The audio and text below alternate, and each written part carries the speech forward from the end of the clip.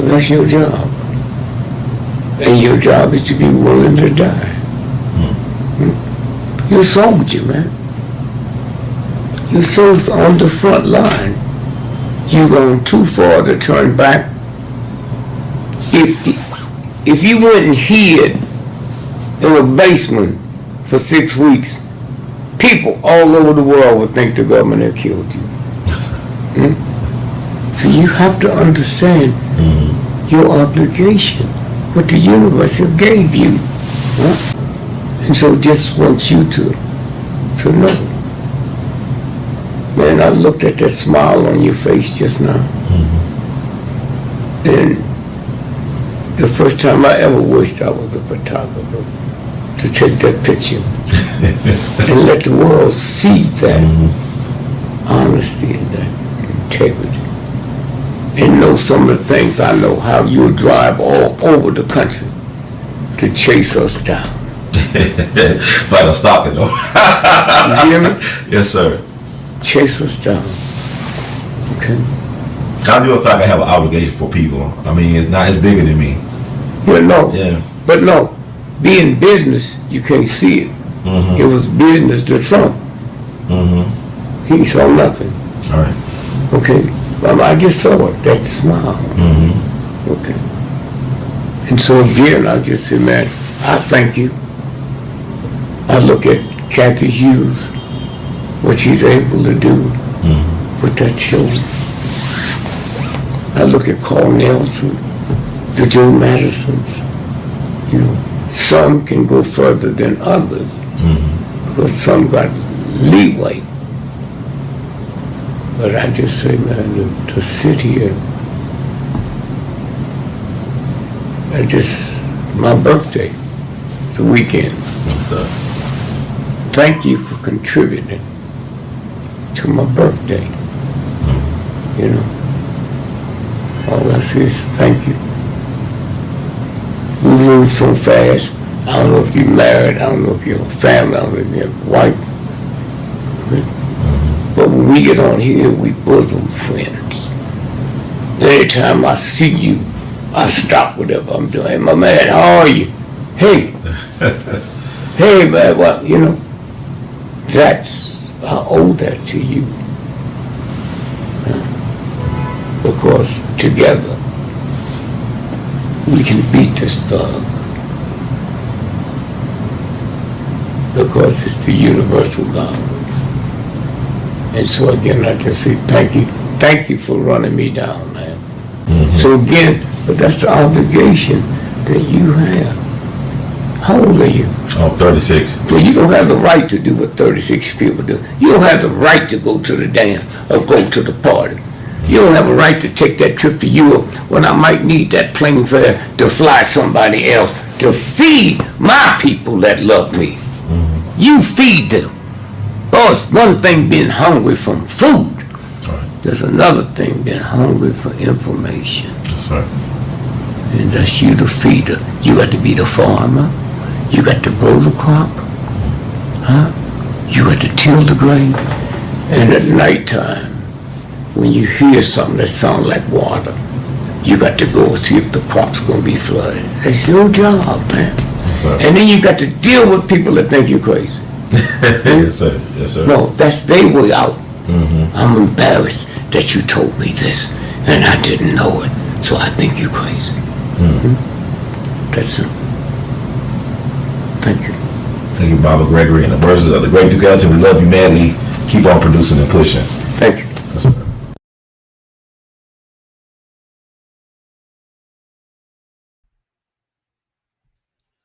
Guess who's back?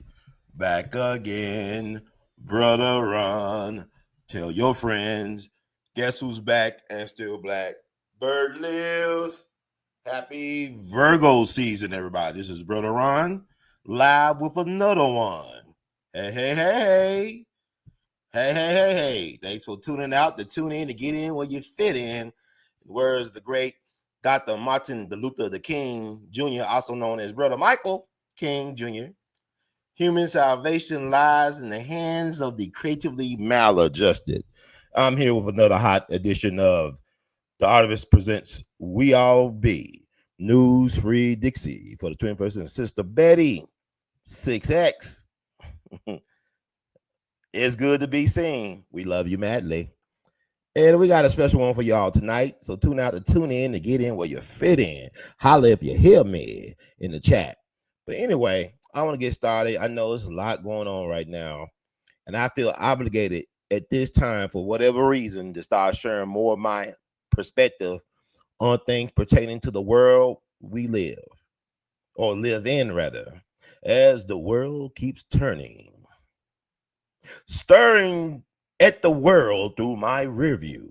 So this is Brother Ron. This is how we do it. I know y'all know that this past Saturday, September 13th, marked the 29th anniversary of the deletion, allegedly, of one Tupac Amaru Shakur, also known, his government name I think was Lashane Parish Crooks. That's Tupac, the GOAT, the mouthpiece of a movement. Somebody they try to silence, but his voice still speaks. 29 years. I can't believe it been 29 years ago since they took Pac out of here. They thought by getting rid of him, that was going to be the end of it. But his voice is still so impactful, still timeless, forever young, forever revolutionary. Now, we know what happened on September the 10th, right? They took Charlie Kirk out here, but now they have amplified the man, the myth, the legend is only the American way. And I just want to talk about that today. I think it's very interesting because I honestly did not know too much of anything about Charlie Kirk, but had no idea how much of an impact he has had on the political scene since 2012.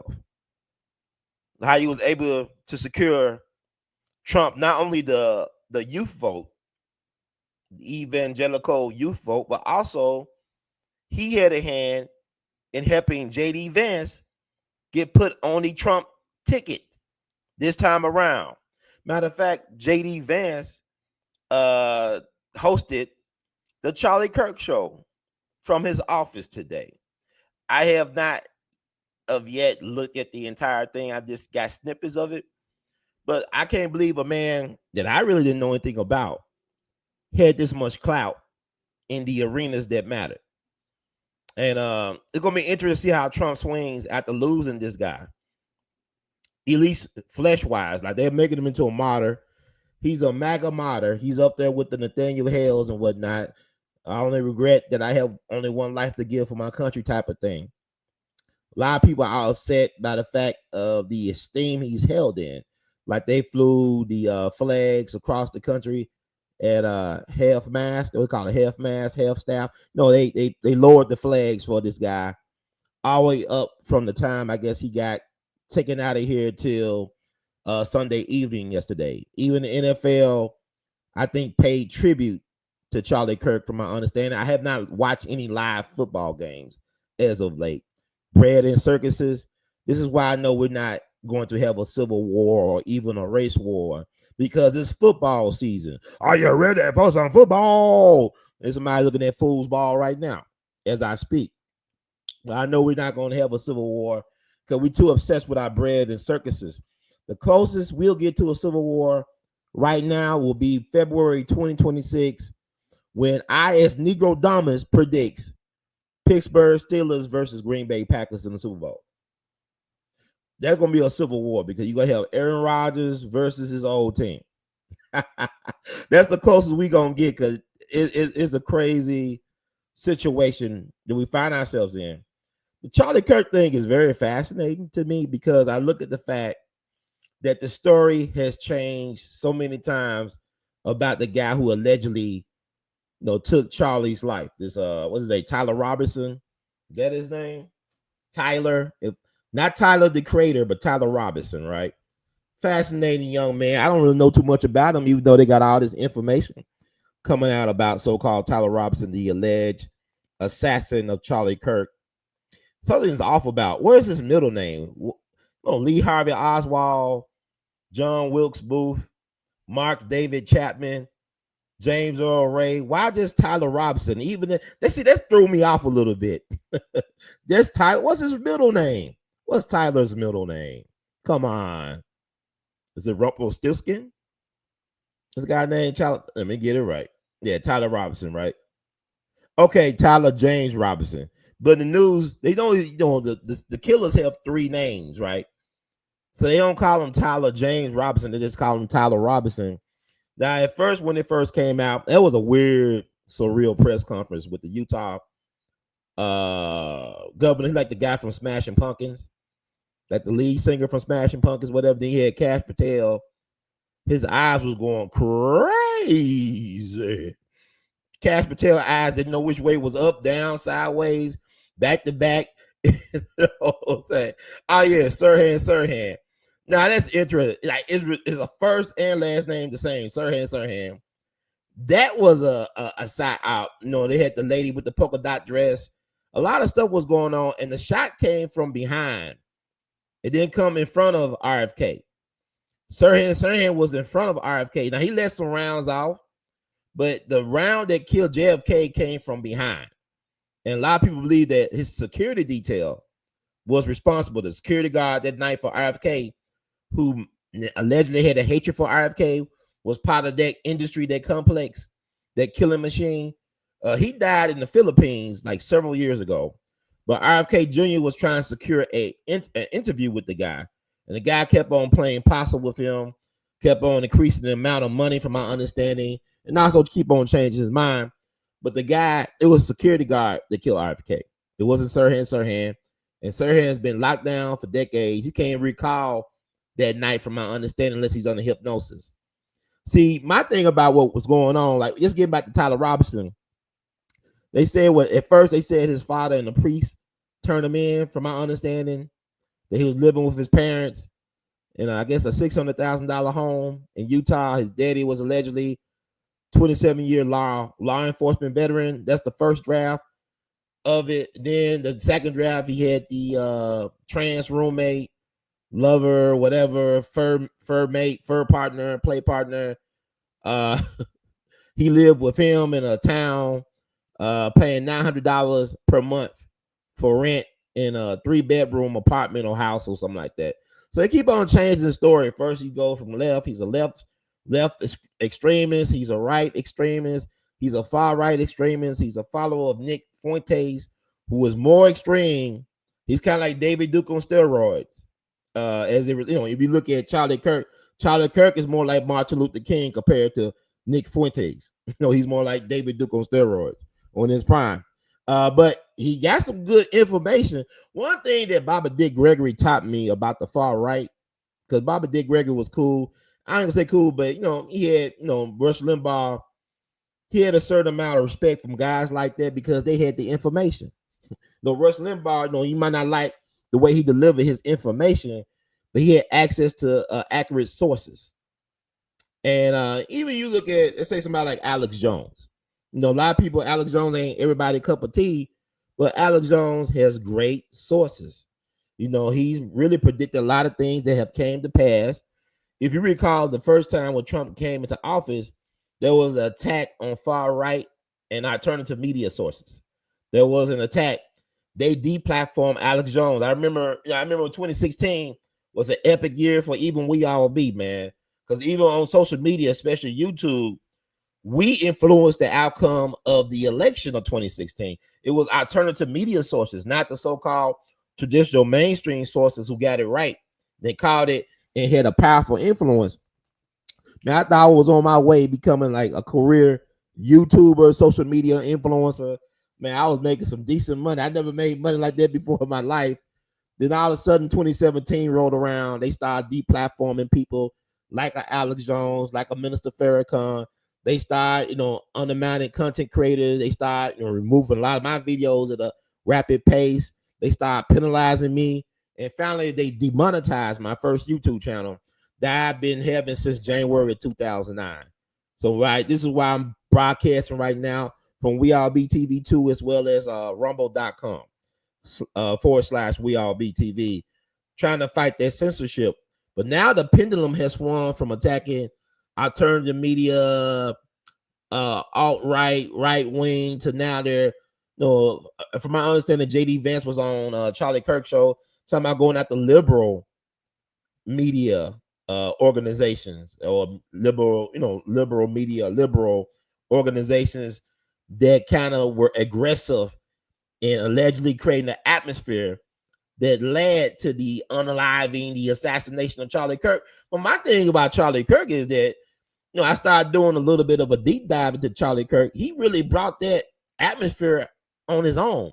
He talks about how you might need some gun deaths, even young people, in order to keep or protect the Second Amendment, the right to bear arms. He spoke about how they need to be public executions, maybe sponsored like by Coca-Cola, and indoctrinate the young, get used to seeing people getting executed in public. And guess what happened to him? He spoke these things into existence like a rapper, like Tupac. I see death around the corner. Heaven ain't hard to find. Hail Mary. Tupac, Biggie, look at their lyrics. They speaking these things. You selling millions and millions of copies of your songs, of your lyrics. You're manifesting the atmosphere for those things to happen. The tongue is a very powerful weapon. Words can kill and heal. Your words create worlds. So this is like, so it like what Malcolm said, the chicken's coming home to roost. So he was okay with the violence. And my thing is, America has always been very violent. America is a gangster rap album. American history has always been political violence. Whether it be through words, whether it be through bullets, knives, there's always been a lot of aggression. Like Dr. Martin Luther King Jr. said, the greatest purveyor of violence on the planet is my own government. The government, Operation Mockingbird, control the media, control Hollywood, the DIA, Defense Intelligence Agency. You put all this money to Hollywood, predictive programming, these content creators, the TV show showrunners, got military intelligence backgrounds.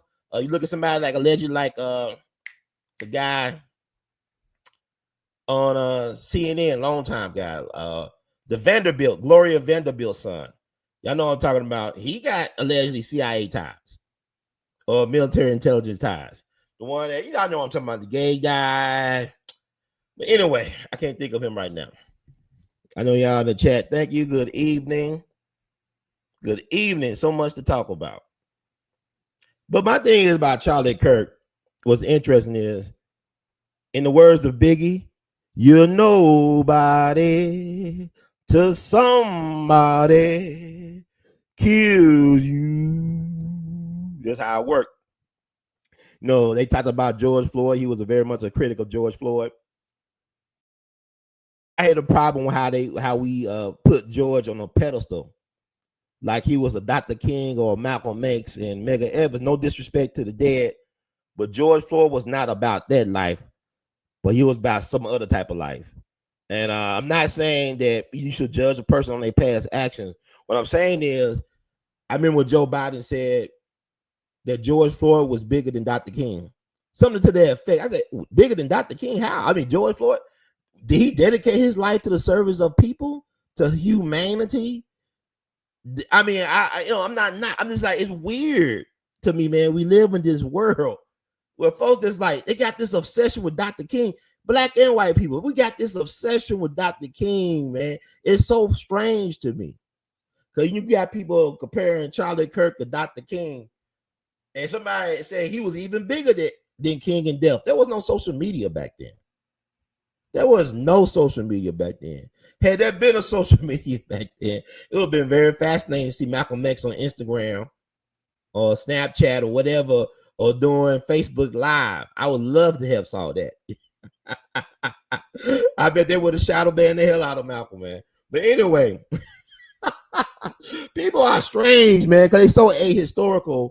But tonight, I want to talk about putting Charlie Kirk in the proper historical context, because he's not going away, folks. Y'all want somebody, if you don't talk about him, if you don't post his videos, if you don't reshare, retweet, whatever, if you don't make reaction videos, he's a part of America now. Charlie is a part of us now. He ain't going nowhere. He ain't going nowhere. He can't be stopped because it's CK for life. It's CK for life. He ain't going nowhere. They're gonna be dissertations about Charlie Kirk. People gonna get their doctorates. This is a college dropout. I think a community college dropout. People gonna get their dissertations on his life story. It's gonna be movies about Charlie Kirk, documentaries.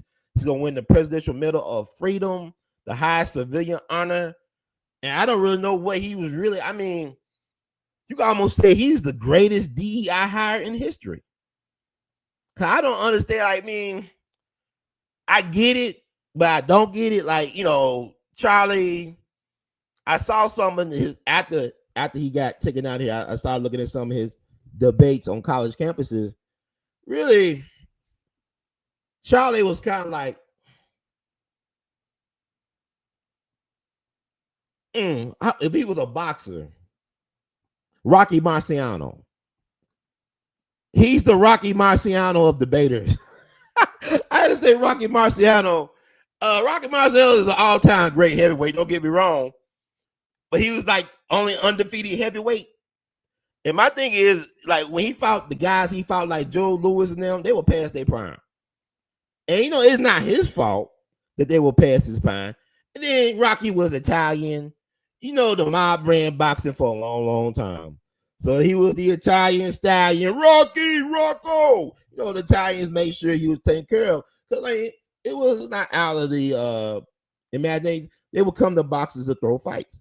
Frankie Carbo helped run the boxing for the mob. Frankie Carbo was a hitman for Murder, Inc. He was known as Mr. Gray. He controlled Madison Square Garden. They say he the one that allegedly shot Bugsy Siegel eye out in Los Angeles on June 20th, 1947. So I remember reading a story about them coming to like the great Sugar Ray Robinson, who could quite possibly be. Sugar Ray Robinson could arguably be the greatest boxer who ever lived, period. No disrespect to Muhammad Ali or Joe Louis, but Sugar Ray Robinson was amazing. And I wasn't around. I was on Time Traveler, but look at his records. Study the history of Sugar Ray Robinson. He was that dude. And I think he refused to throw fights. But you look at Sonny Liston, who was a product of the mob, the great Sonny Liston. Yeah, he was great. He was a great heavyweight, but he was controlled by the mob. He was functional illiterate, controlled by the mob.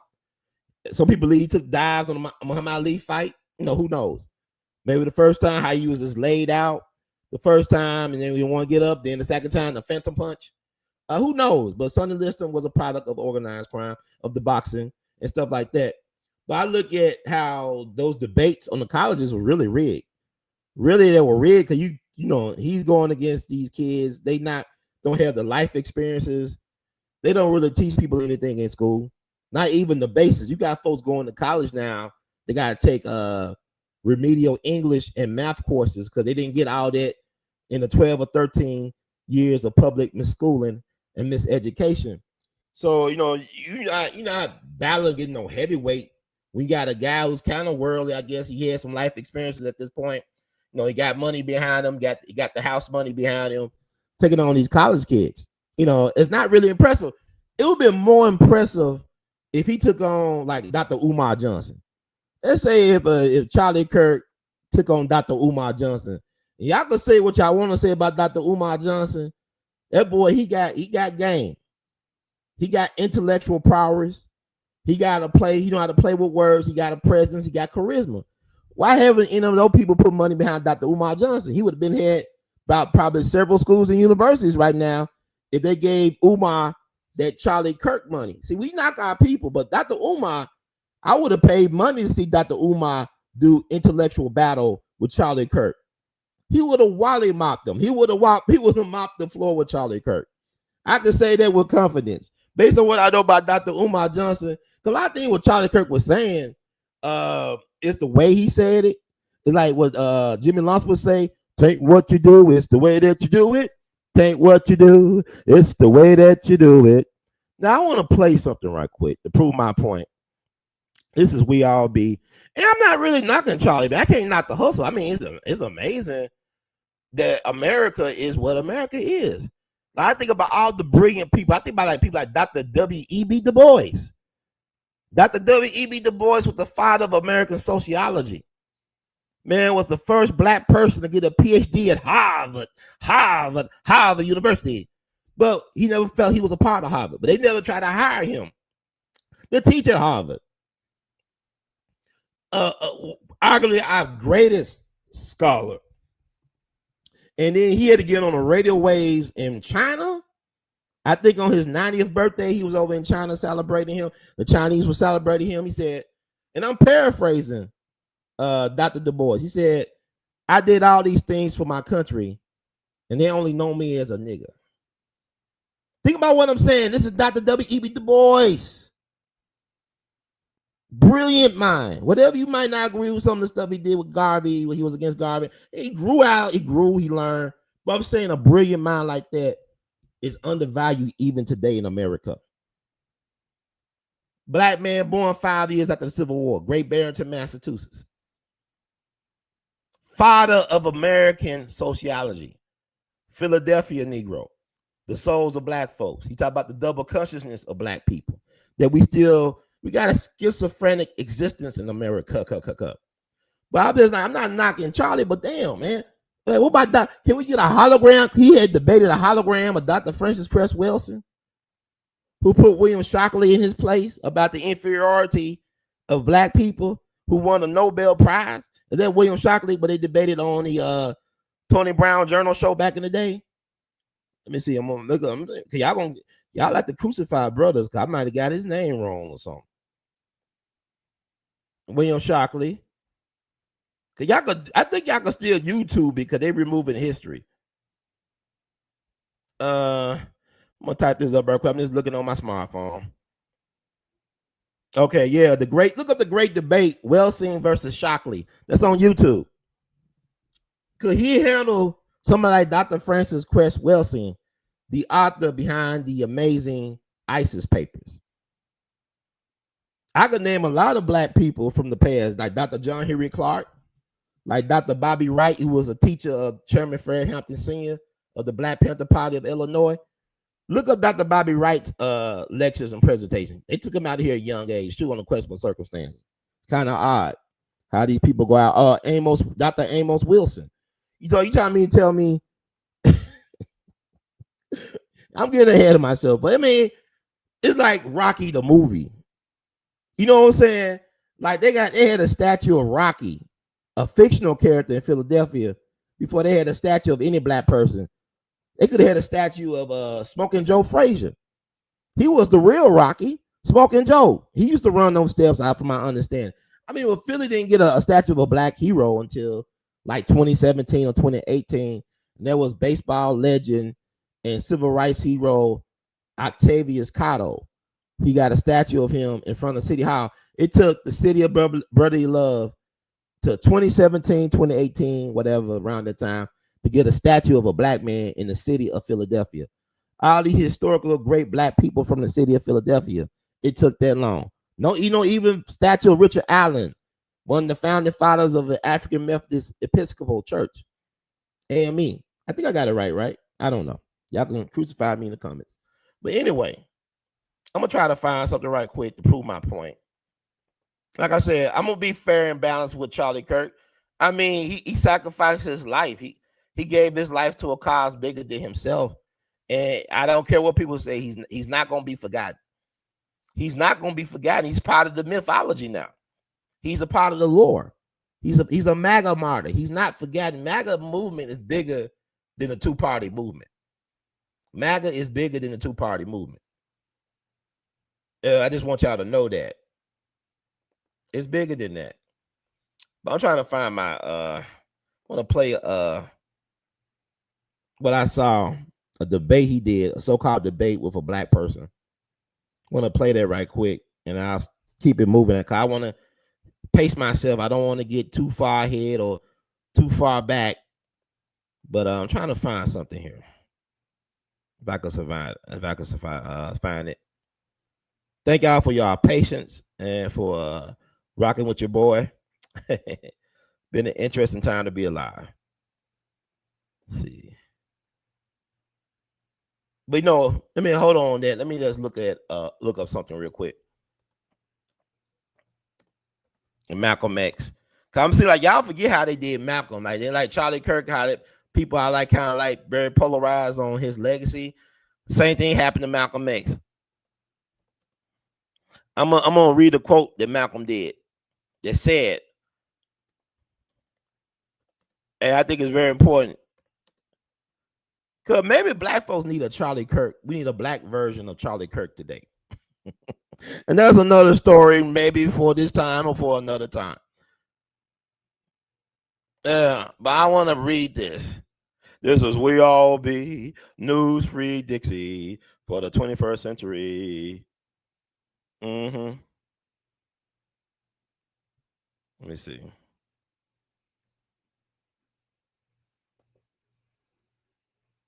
If I can find that interesting. But God is good, but I feel like it's a time. I feel like his death ain't in vain because we're having an honest conversation about something that's bigger than him, about this country, the history of this country, the present of this country, and the future of this country. I think by his sacrifice is helping us to get a better understanding of each other. You understand? And to me, it's not about hate speech. I'm not belittling Charlie Kirk. I'm just like, I never really paid attention to him when he was alive. And like I said, I mean, Bobby Dick Gregory used to say, man, it's not how about you live. It's sometimes about how you died that the world will remember you. Like Emmett Till. We don't know the details about Emmett Till's life. We remember how he was killed. That's how he's remembered. But I'm trying to find something here. Let me see.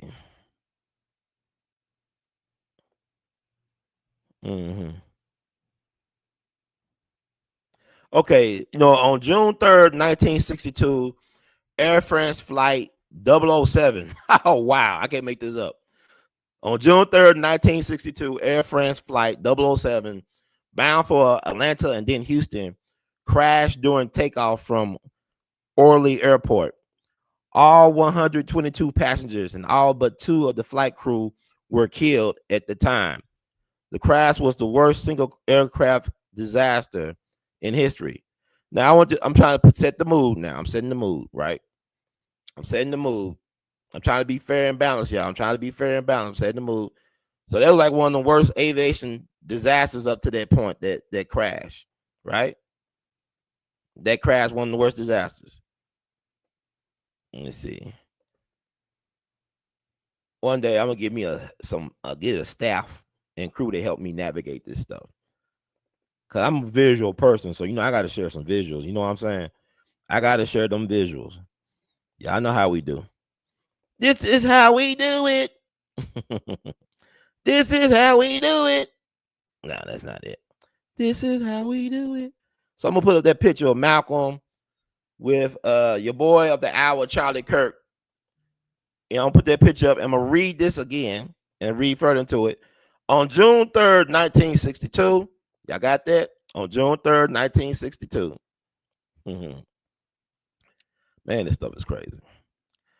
Air France flight 007 bound for Atlanta and then Houston crashed during takeoff from Orly Airport. All 122 passengers and all but 2 of the flight crew were killed at the time. The crash was the worst single aircraft disaster in history.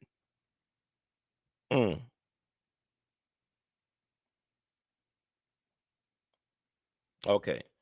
So they said the quotation that follows take a divergent view. Malcolm X called the crash God's work. He gets rid of 120 of them in one whop, he said. And we hope that every day another plane falls out of the sky. Let me say it once again. This is Malcolm X. He said he gets rid of 120 of them in one whop. Because he called this plane crash God's work. He said, and we hope that every day another plane falls out of the sky. That's back in 1962. That's Malcolm X coming in on that flight. It's a tragedy, but Malcolm said that. So do we forget about that, what Malcolm said? Because there's a lot of things that not only Malcolm said, but the great Muhammad Ali have said. about racism, about race, about white people. They don't paint white people in a good light, but a lot of people love these folks now. But I mean, but you gotta understand, like that documentary that Mike Wallace produced with Louis Lomax, a pioneering black journalist. It's the hate that hate produced. Malcolm was a product of this system. He also offered a critique of the system. Black lives really didn't matter back in the 1960s. Today is the anniversary of the 16th Street Baptist Church bombing in Birmingham, where 4 little girls lost their lives. 4 little black girls lost their lives during Sunday service. Dr. King will call Sunday morning the most segregated time in America, because you had everybody going to their own separate churches. The reason why the black church was started was because the white folks did not want the black people to worship with them. That's why Absalom Jones and Richard Allen started AME, because the white folks didn't want to worship with them. So you think about what happened to them 4 little girls. Really, it was 5 girls. You got Sarah Rudolph Collins. She was a sister of one of the girls. She survived, but her eyesight got damaged real bad. She had to have all types of surgeries and stuff. I actually met Sarah Rudolph Collins when she did a lecture at the National Civil Rights Museum a couple years back. I brought a book or 2 of hers. I got to read it, but I mean, when they talk about the 4 little girls, it should be 5 little girls, about the one who survived, because she still lives in the Birmingham area, from my understanding. But Malcolm said those words. And a lot of people say, well, Malcolm, why he would say that? That's so heartless. I mean, Emmett Till was killed 7 years before that. George Steeney, a 14-year-old kid, was put to death by the state of South Carolina under very questionable circumstances. That man was dead within a month of him being found guilty, and his lawyer did not file one appeal on his behalf to stop the execution, which could have been done. But anyway, what I'm saying is Malcolm said that. To me, it doesn't belittle or demean or denigrate. It doesn't make it. I love Malcolm X, man. I got family ties to Malcolm X, man. My cousin used to let Malcolm stay with him. When Malcolm used to go to Ghana, my cousin was the speechwriter for Kwame Nkrumah, the president or prime minister, I think president or prime minister of Ghana. His wife, Dr. Anna Livia Cordero, was the personal physician for Dr. W.E.B. Du Bois. She saved the life of Dr. Maya Angelou's son. We got in a real bad motorcycle accident in Africa. These are my people, man. Because I always had a fascination and connection with Malcolm, not knowing that my kinfolk helped Malcolm when he was in his time of need. So now I'm going to love Malcolm. This is the 10th year of Brother Malcolm's birth. This is also the 60th anniversary year of his death, of his assassination. So I just wanted to say that, you understand, to put it like, yeah. So Malcolm said, I mean, even if you look at Abraham Lincoln, like I showed that picture, right? I'm going to put that picture up there. Because, I mean, Charlie Kirk, man, he got his devotees, and God bless him. You're not put here to please everybody. Charlie Kirk was not a people pleaser, but he means different things to different people. It's like when you look at a work of art, like this artwork I did in honor of Thelonious Monk back here.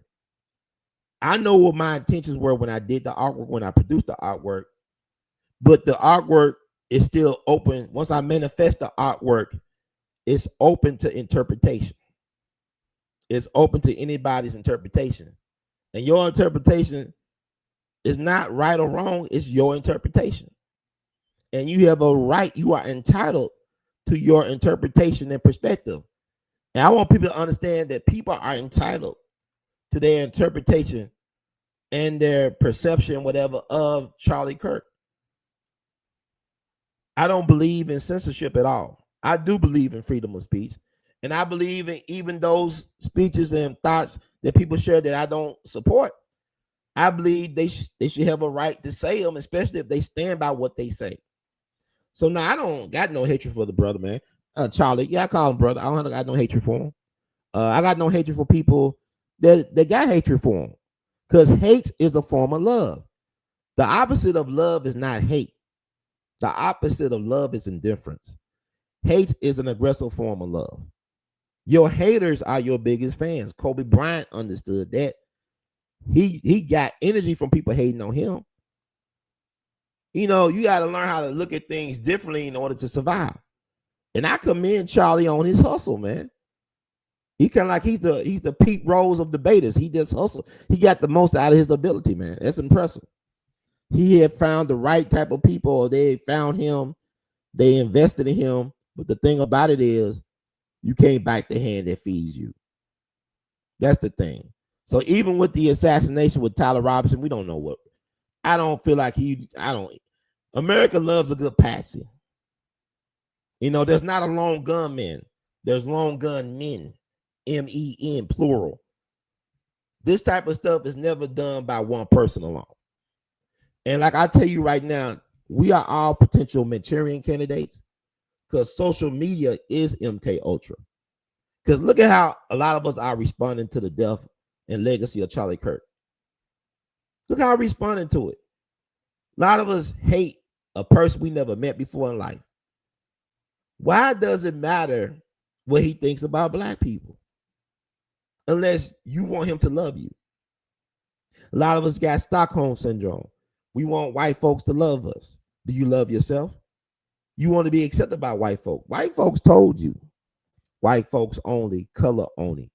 White folks knew they were sick. That's why they said, don't get by us. We sick. Stay away here. Stay away. Don't stand so close to me. Don't stand so close to me. And yet, black folks, I just love to love you. Ooh, love to love you. Love you to death, to your death, right? A lot of our problems is about validation. So I say, why I want the college dropout to validate me. I have a master's degree. I have a way with words. I'm a scholar in my own right. I got talent. Why do I need Charlie Kirk to like me or love me? I don't really care. He's entitled, because I can look at his arguments and they're easy to break down. Like about reparations. I'm trying to find this clip. And I want to put, like I said, more Charlie Kirk in the historical context. But let me do this as well, too. Because I'm a visual person. I love visuals. And like I'm trying to get into this podcast revolution. I've been doing this type of stuff since 2007, folks. I should be a multi-millionaire by now, but they like to shadow ban me, like to hide me from the algorithm. If you like the words from Brother Hurd, even if you despise the words, and you like the fact that they're controversial and polarizing, please share what I'm doing with your people. Because nobody's talking the way I'm talking about this stuff. Nobody. That's why God is compelling me to do this. And my family don't understand me on either side. I have no friends. People think they're my friends. They're not really my friends. But let's put this up here. I love this AI stuff. So this is the company of goats, right? Charlie Kirk. People already, he gonna be like, how you go to black people homes back in the day? They have a picture of Jesus, Dr. King, and the Kennedy brothers. So it's the new, because there's a lot of black folks that rock with Charlie. There's a lot of black people. There's some black women, which is interesting. He said black women don't got enough brain processing power. You got black women like Candace Owens. He's my BFF. I don't see no pictures of Charlie Kirk and her on his Instagram and social media. I ain't gonna lie like that. I don't know if he probably has some pictures with him and Candace. But she was a protege of Turning Point USA. But yeah, so he's on Mount Rushmore. You know what I'm saying? With Dr. King, JFK, Abraham Lincoln. Because people said, well, in a few years, Charlie was going to run for president. And you know what?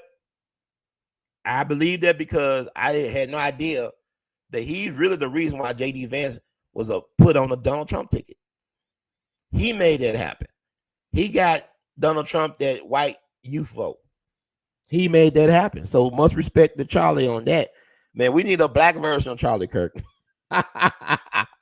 Yeah, I said that stuff. But anyway, I want to do a couple of quotes about Abraham Lincoln, what he thought about black people, because y'all thought he was the savior of black people. Abraham Lincoln had an interesting view on black people. I'm gonna read these quotes, man, because try to educate y'all. Y'all keep on putting these people on pedestals. We are worshiping the mythology of people, not the actuality of the people. Okay. Let's see.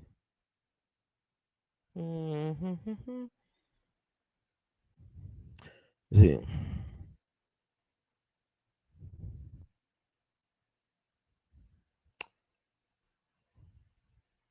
Okay, it said Abraham Lincoln opposed the institution of slavery and believed black people were fellow human beings, but held racist views coming for his time, including opposition to social and political equality and a belief in racial separation.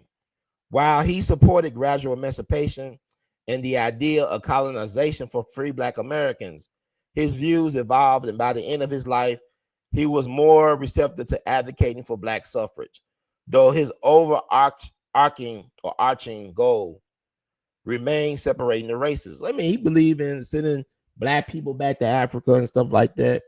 He also said something to the effect that if he could save the Union without ending slavery or freeing black people, he would. Kind of like by any means necessary, but you know, it was the black people was U.S. colored troops that helped won the war for the Union. It was black men fighting for their freedom that helped contribute to women's suffrage movement. They helped to give in the vote for everybody. People forget about the black blood, the black sacrifices, the black sweat, the black tears of black folk, very much especially black men dying for not only their liberation, but to save the American experiment. People forget that the first person to die for the war, a revolutionary war, a war for independence for America, was a black man, Crispus Attucks. People forget it was 5,000 black men that fought with George Washington. That it was a woo boy. Man, I would have gave that boy a run for his money. Forget Dr. Umar. My God. People just, whoa, they just want to write black folks out of history like we ain't did nothing. Man, this stuff is crazy. I'm looking up, let's see. Spy. I'm trying to look up these people, man. I'm trying to get these names right. I got the smartphone, that's what I'm using. Whew, boy. James Amistad Lafayette, look him up. He was a double spy. He was the one that gave the info to George Washington and them so they could win the war. They could win the war for independence. George Washington lost more battles than he won during the Revolutionary War. It was a black man that saved the Republic, saved the colonies in fighting the British. Then you think about King George III, his wife was mulatto mixed. Queen Charlotte from the House of Mecklenburg. Think about Charlotte, North Carolina, Mecklenburg County. That was a mixed woman, a black woman. She had black in her. The royal family got black in them in more ways than one. So I'm just looking at this stuff. So black folks, we in every war. We have invented things like Lewis Latimer made the filament for the light bulb to work. Thomas Edison had a whole bunch of black inventors inventing stuff that he took credit for. Lewis Latimer not only invented the filament that made the light bulb last longer, he also designed the first telephone for Alexander Graham Bell. And this is a black man whose parents were slaves. The U.S. Patent Office was invented to keep black folks from making money out their intellectual property. That's the U.S. Patent Office. Unions in this country were started to keep skilled black laborers from having jobs. They started unions to keep black folks that were skilled from working. The most skilled labor force coming out the Civil War were black people. That's why they had created unions. They created the patent office to still. You think Eli Whitney, a privileged white man, created the cotton gin? Eli Whitney? That was a black person, man. But anyway, it is interesting, man. Woo, wait.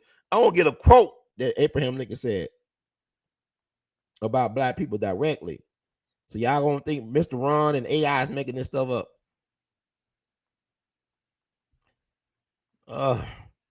This stuff is hilarious.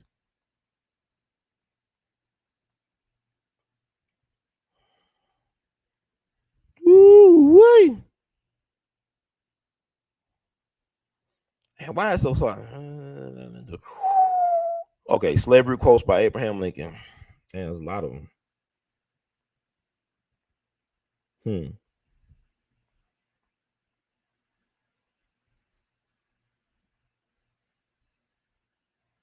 Now, he thought slavery was fundamentally wrong, but he didn't think black folks were the equal of white people.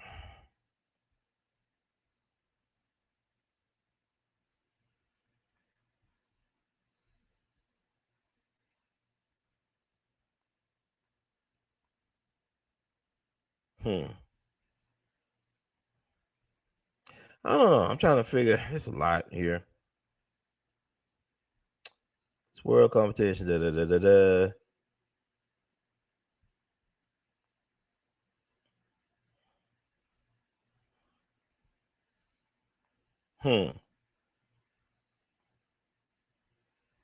Okay, this is interesting. Let's see. Y'all can look that up. It's a lot to read. I'm trying to get through all this. But even the Kennedy, the myth about Kennedy being so pro civil rights, he was slow on civil rights. It took really the assassination of Medgar Wiley Evers, whose centennial birth year is this year as well. He was born in 1925. For Kennedy to really say anything about civil rights. When he was running for president, Sammy Davis Jr. was a good friend, was a great friend of Frank Sinatra. He called Sammy Smokey, affectionately called him Smokey.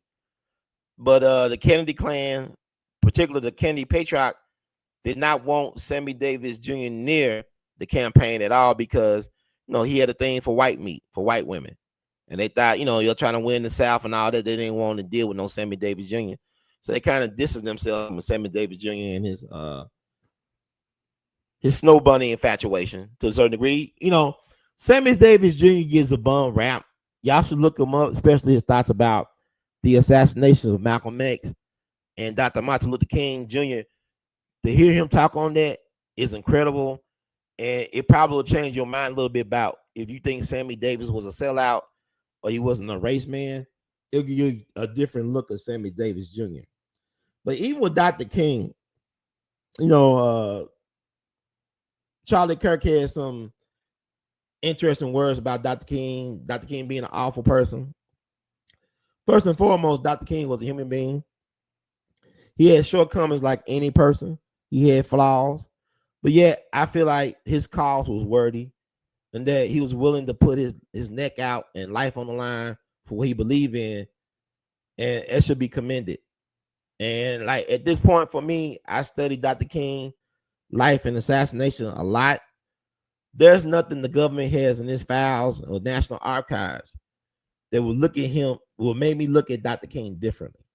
Kind of like how no matter what you show of Charlie Kirk's clips of his takes on certain groups in society, some people are forever going to be infatuated and enamored and supportive of Charlie Kirk, the man, the myth, the legend. And that's going to be he's going to be their rallying point, their calling cry, whatever you want to call it. So, like I said, I don't really have a problem with people, I guess, giving him his flowers per se. It doesn't really make a difference to me. Well, it's interesting. I saw the clip of his wife, over his casket. She was touching his body, his hands in particular. And that went viral. And I mean, never waste a good tragedy. That's what they say in politics, don't waste a good tragedy. It's interesting because, like, now I guess she's the Jackie O of the movement. She's the Coretta of the movement, the Betty of the, I don't know. I mean, his wife had her own career, podcast, doing her thing as well. Miss Arizona at one point. Interesting. I was looking at the theatrical of it's so Shakespearean what's going on right now. It's very interesting. And let me see. I'm gonna look at the chat right quick.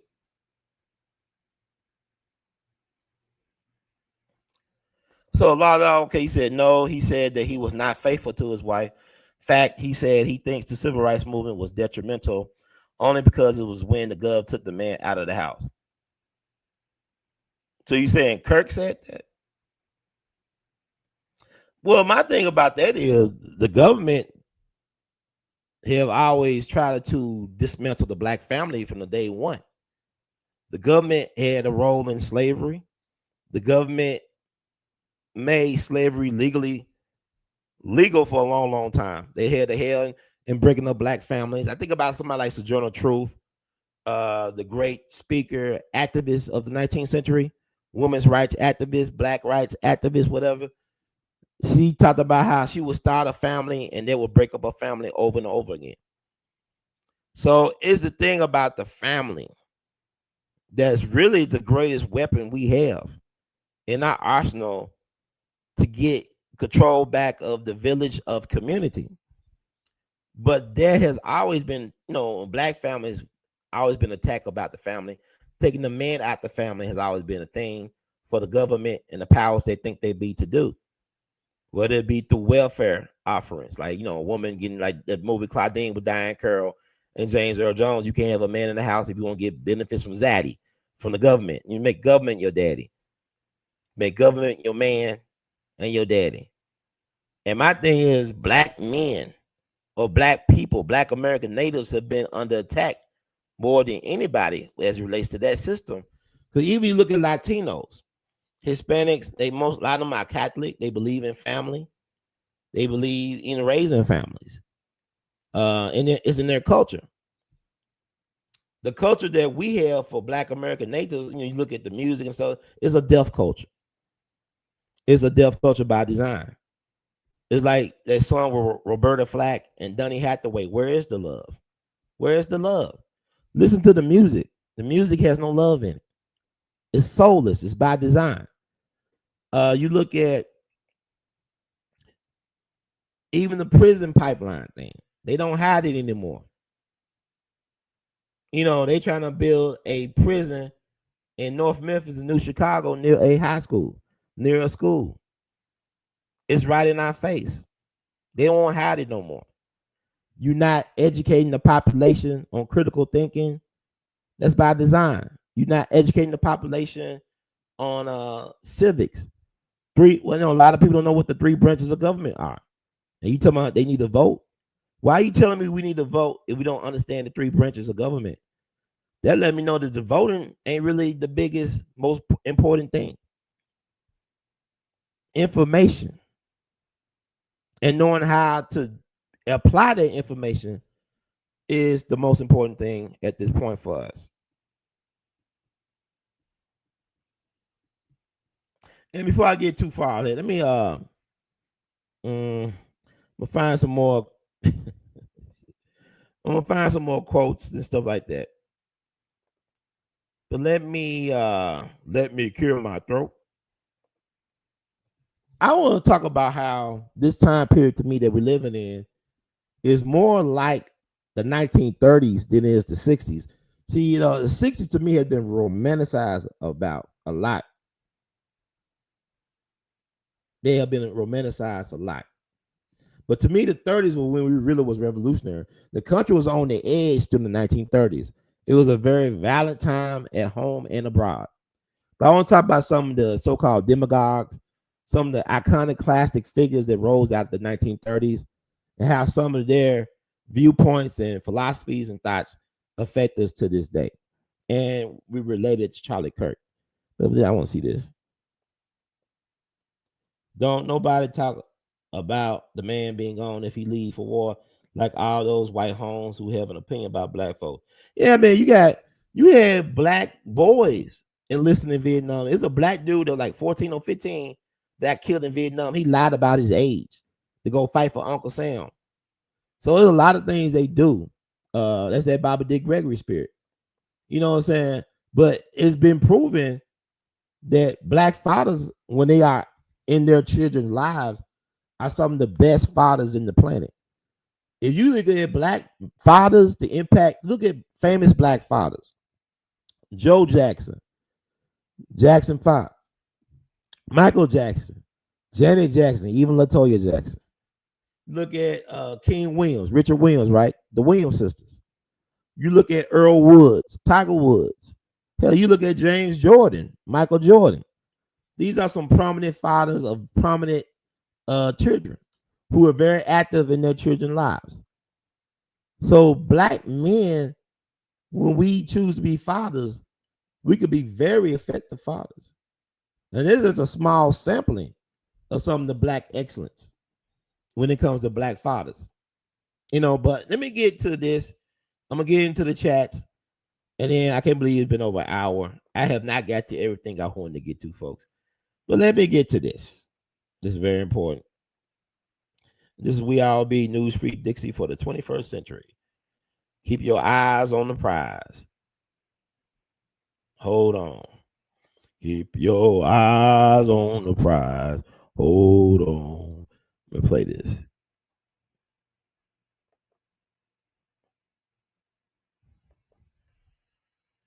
According to the tables which we have assembled, it is our estimate that 4% of the American people own 85% of the wealth of America, and that over 70% of the people of America don't own enough to pay the debts that they owe. How many men ever went to a barbecue and would let one man take off the table what's intended for 9/10 of the people to eat? The only way you'll ever be able to feed the balance of the people is to make that man come back and bring back some of that grub he ain't got no business with.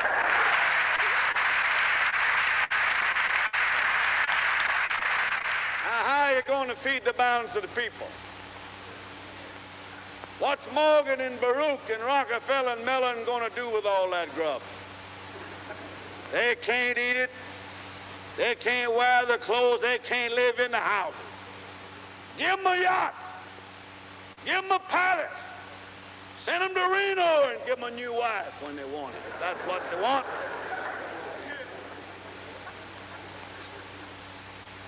But when they've got everything on the God's living earth that they can eat and they can wear and they can live in, and all that their children can live in and wear and eat, and all their children's children can use, then we got to call Mr. Morgan and Mr. Mellon and Mr. Rockefeller back and say, come back here. Put that stuff back on this table here that you took away from here, that you don't need.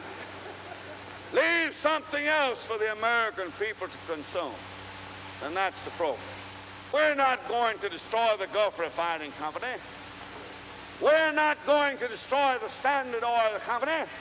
But we're going to say that the limit of any one man's stock ownership in the Standard Oil Company is from $3 to $5 million to that individual, and that the balance of the people of America own the balance of what the Standard Oil Company is worth. All right.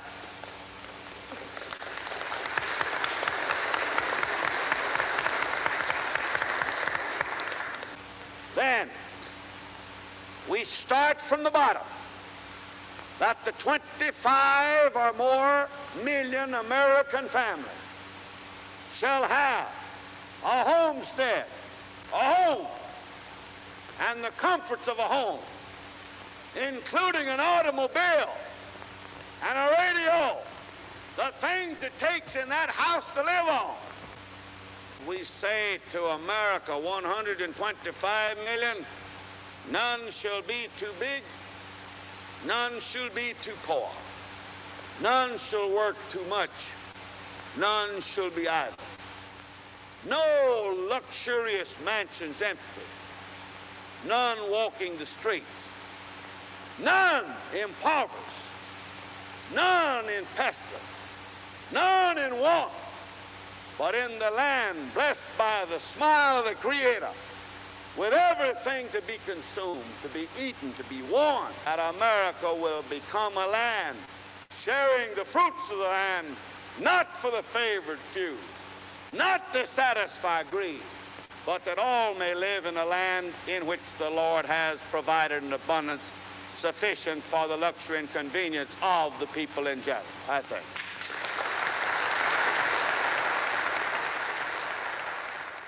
Long record.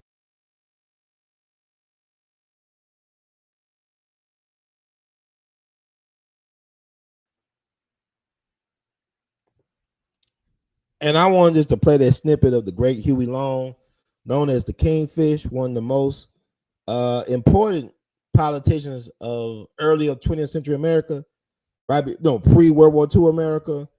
One of my political heroes. I love Huey Long because, like, they say he was a demagogue.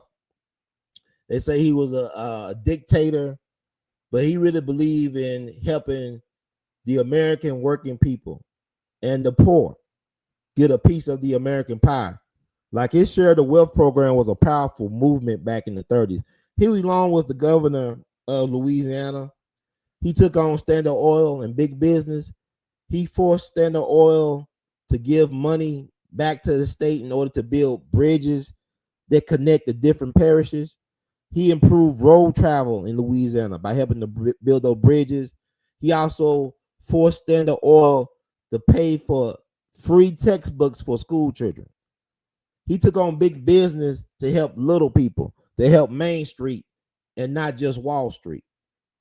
He got money. He got so much money for Standard Oil. He was able to invest in Louisiana State University, Baton Rouge, right? That's the state capital of Louisiana. He invested that money to LSU. You know, LSU is, like we know, is a football powerhouse and stuff, SEC, but Huey Long helped modernize LSU with the money he got from big business, from Standard Oil, from the Rockefeller people. And he created an adult literacy program.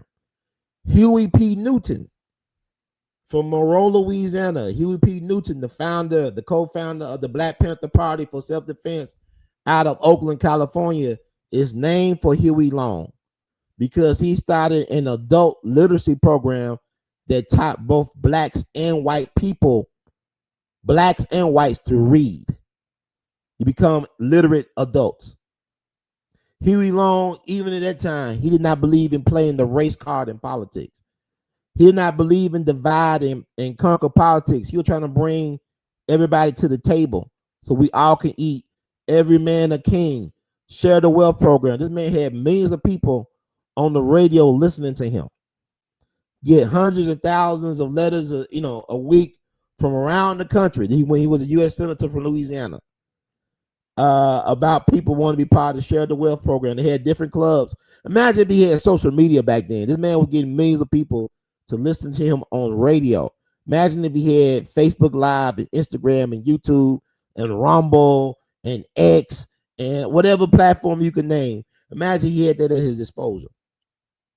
He was a friend of Franklin Roosevelt. He was a Democrat.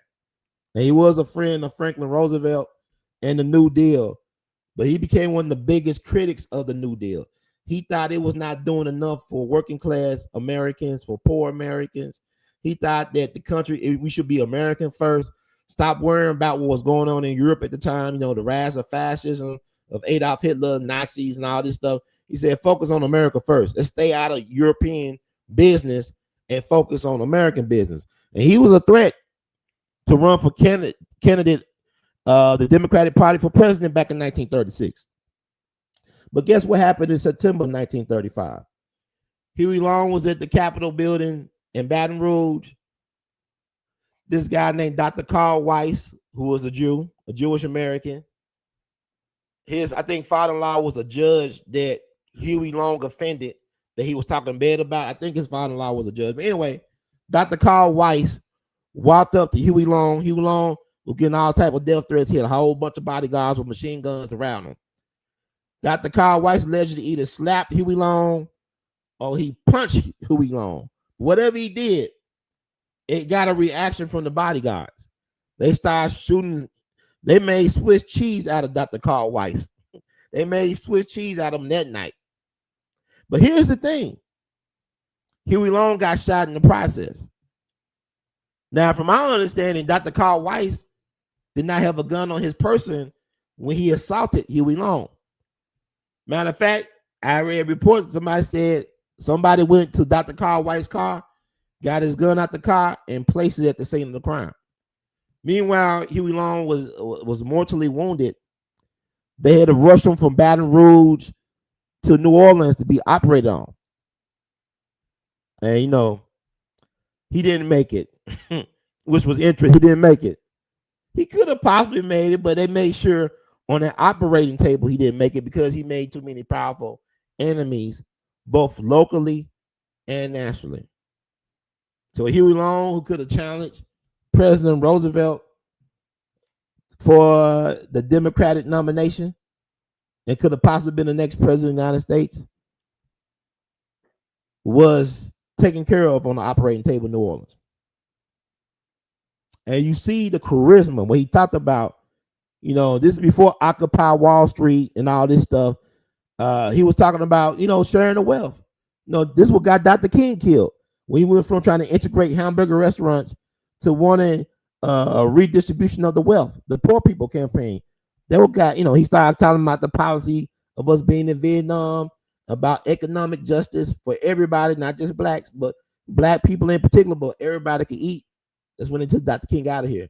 When he got himself in a position to affect public policy, that when King was a threat. Huey P. Long was definitely in a position to affect public policy as a U.S. senator, as a very popular figure among the people, as a threat to the regime of President Franklin Roosevelt. He had to go. But I wanted this, people talking about with Charlie Kirk, like I said, he was very helpful ally for President Trump getting reelected. He got the youth vote out, for President Trump. He gave President Trump his running mate, from my understanding. But then, when you start questioning things like maybe policy as it relates to Israel, when you start biting the hand that feeds you, when you start questioning some of the moves or non-moves of the Trump administration, like releasing the Epstein files, you got to go, Playboy. You got to go. We love you, but we got to go. You too dangerous alive. In death, they could better control your image and your story. Like, look how they did Dr. King. Dr. King was hated. He was hated by the press when he died. Dr. King was a very polarizing figure when he died.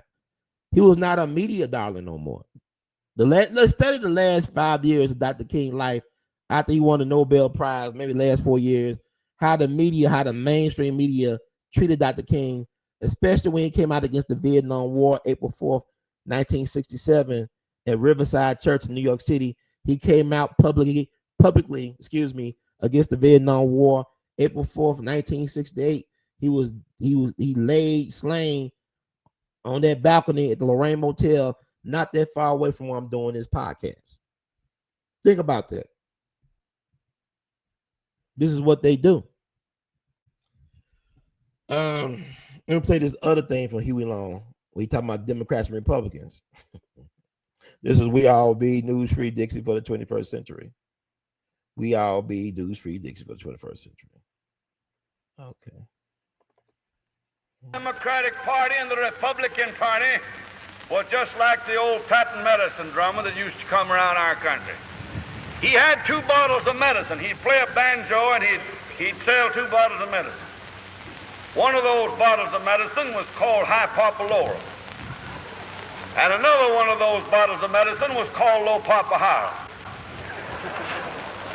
Finally, somebody around there said, is there any difference in these medicines? Oh, he said, considerable. They're both good, but they're different. He said that hypopolorum is made from the bark off the tree that we take from the top down. And that low papaharum's made from the bark that we take from the root up. And the only difference that I have found between the Democratic leadership and the Republican leadership was that one of them was skinning from the ankle up and the other one from the ear down when I got to Congress.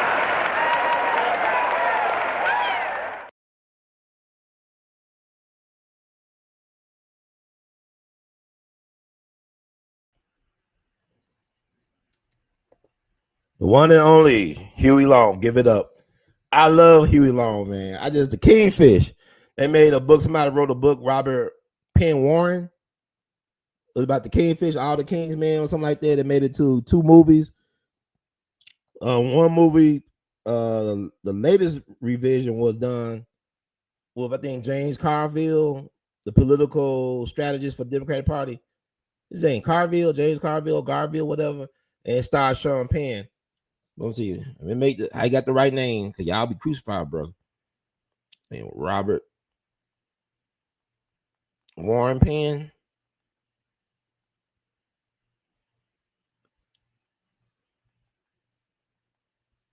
Okay, yeah, Robert Penn Warren, All the King's Man. And I think one of the movies won an Oscar or whatever. Robert Penn Warren is based on Huey P. Long. It won the Pulitzer Prize. Yeah, the 1949 version won the Academy Award for Best Picture, the movie. And it was done again in 2006 with Sean Penn starring in the role of the Huey P. Long character, inspired character. Let's see. Governor Willie Stark. That was the character name based on Louisiana Governor Huey Long. Okay.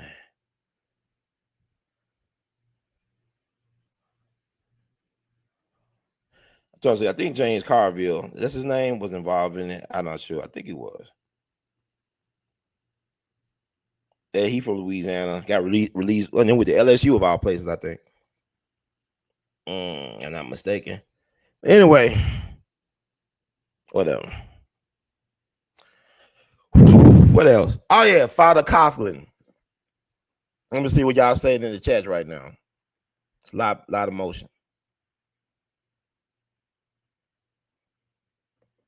Said, look how they would try to do Malcolm with that book, The Reinvention of Malcolm X. Yeah, I read that book. That was interesting. It was allegedly written by Dr. Manny Marable.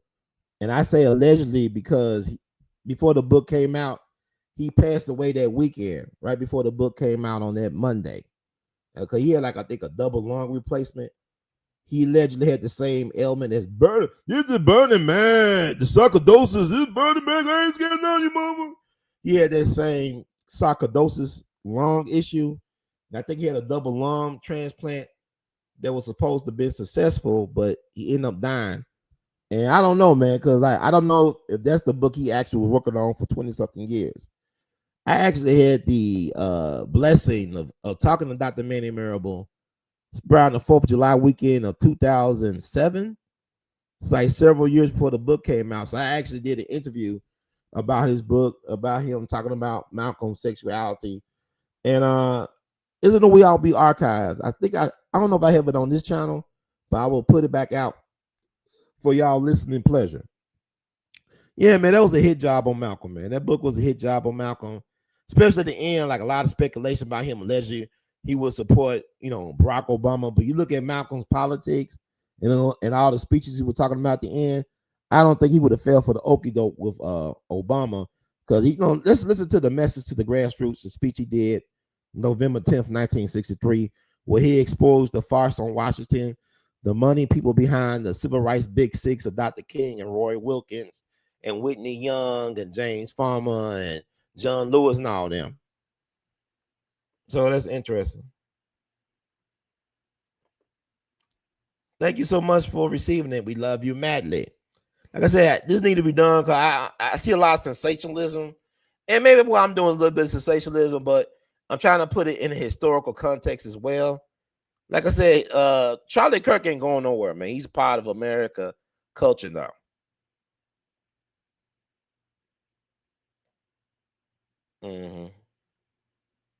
Yeah, Kirk did say MLK. Thank you, Anderson Cooper, the Vanderbilt. His mom was Gloria Vanderbilt. Yeah, from CNN. He got an intelligence background, from my understanding. Thank you, man. I got a very intelligent audience. Thank y'all. Good evening. Good evening to you. I hope I'm giving y'all some good stuff. You said what Tyler Robinson priest told Dad to call him, but of course he came home. Yeah, that's like I don't understand. Like at this point, his political ideology don't matter because, like I said, social media has made us all potential Manchurian candidates and MK Ultra assassins because our behavior has been modified by not only social media, but also by the food, by the air, by a lot of things. We are not, we have mutated. Even if we didn't take the jab, we've been mutating. They've been doing stuff to us, man, that is not right. And I pray to God that the truth keep on coming out. Just like we found out about them putting the radioactive stuff inside children's oatmeal back in the day. Now how they talked about the mysterious fog in St. Louis back in the day that was coming around the projects. You think about chemtrails, stuff like that. They have done a lot of stuff to us that is inhumane and very unethical. And God is always in the details. God will have the final say over all of this. This will be dealt with, and it's being dealt with right now.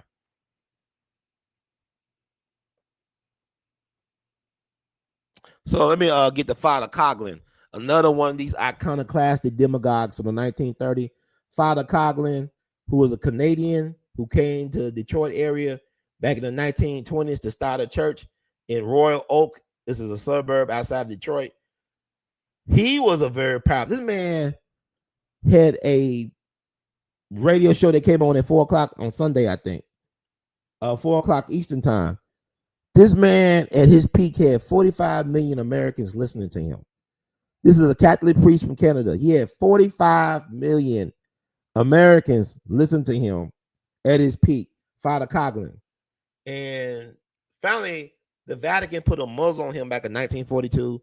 This is around World War II time, because people thought he was allegedly getting too anti-Semitic, because he was talking about the international Jewish bankster conspiracy. How, the Jews had a conspiracy to take over the world financially. The protocol of Zion, the protocol of the elders of Zion, that type of stuff. Even Henry Ford talked about it in his newspaper that he would publish in Michigan, I think in Dearborn, whatever. But anyway, I want to play this speech clip of Father Coughlin in his prime. This man's 45 million strong. No social media, no Facebook, no Instagram. None of the stuff we got now. This man had 45 million people listen to him on a weekly basis. He's going to be talking about, I guess, the Federal Reserve. This is We All Be, News Free Dixie for the 21st century. I'm going to play this clip. I'm going to keep it moving. There is written in the Constitution of the United States that Congress has the right to coin, issue, and regulate the value of money. That's good Americanism, and it's good enough for me.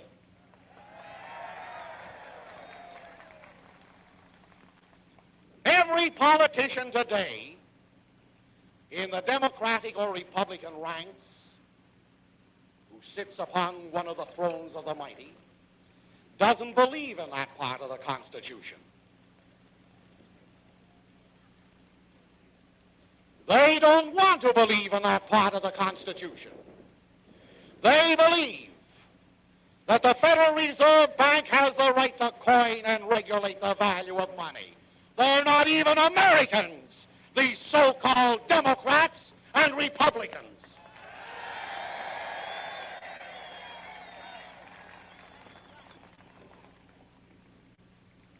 And so Mr. Roosevelt, who was very loquacious in 1933 about driving the money changers out of the temple, is now bent upon another policy. I think driving the workmen out of decent annual wages. As I come before you today,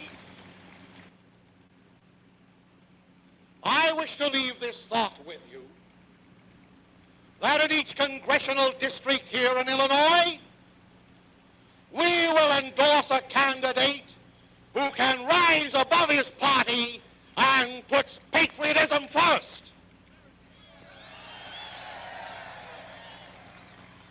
He may be a Democrat or a Republican or whatnot, but we're through with the sham battle of politicians, and now we're on our own.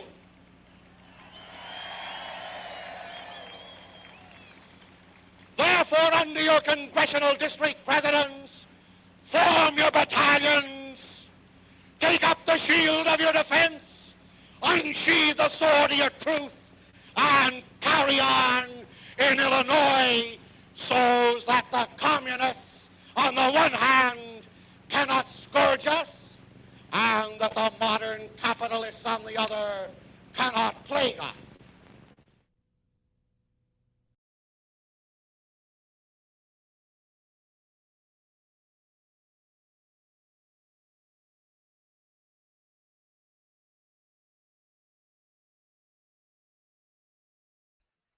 And that was Father Coughlin, folks, doing what he was doing back in his prime.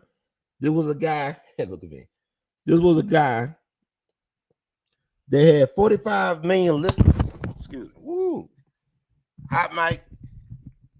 Tonight is the night. Oh, I'll just do this. This was a guy that had 45 million listeners a week listening to what he was saying. He was talking about the banksters taking advantage of the people.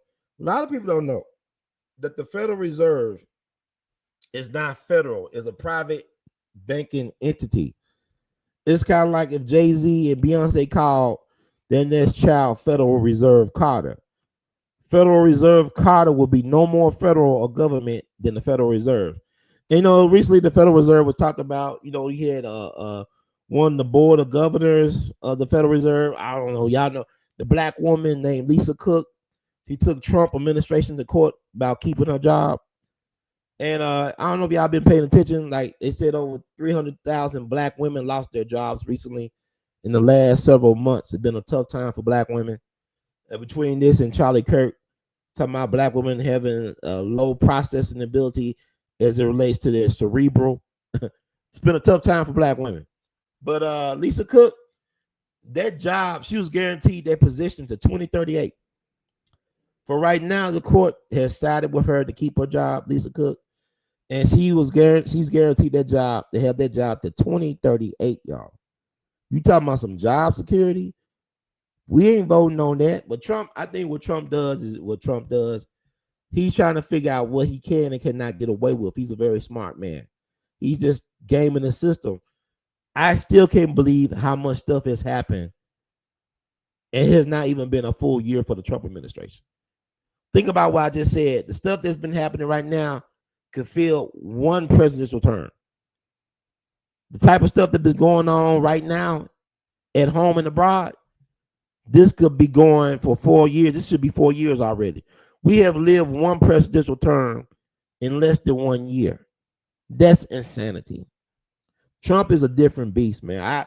It's crazy. Trump, he out TMZ.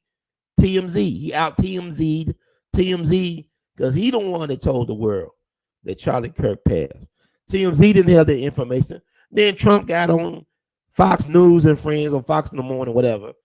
I never seen a president that hands-on with his messaging. Like Trump is, you know why now that his show The Apprentice was so successful. And he's so successful because he does not believe in bad publicity. He just wants people to keep on talking about him. And he's constantly in the news cycle. Trump stay winning. You know what I'm saying?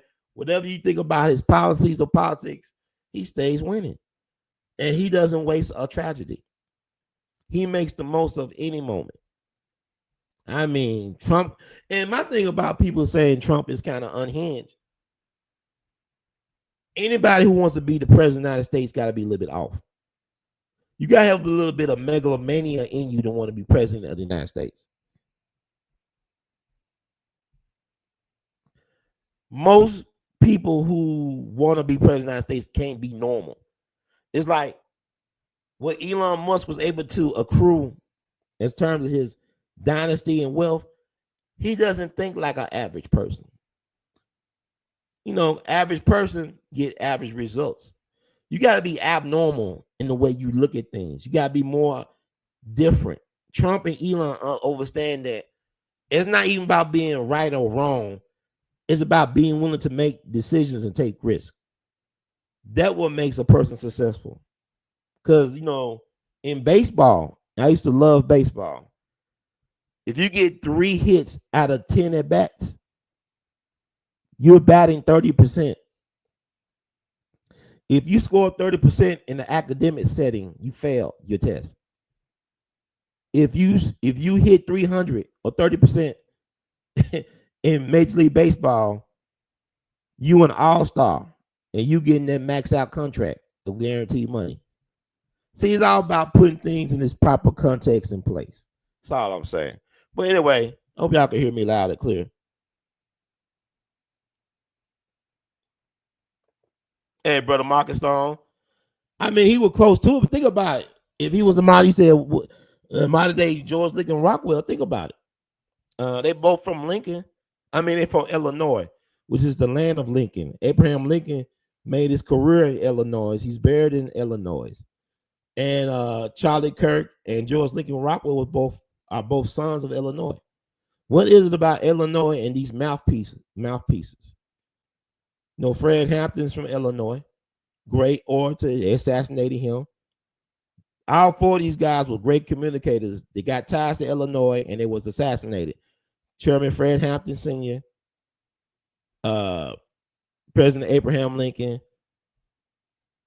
Charlie Kirk, and George Lincoln Rockwell. Because also George Lincoln Rockwell used to go to college campuses to debate. George Lincoln Rockwell had some black alliances. You know, Charlie Kirk, he had Candace Owens.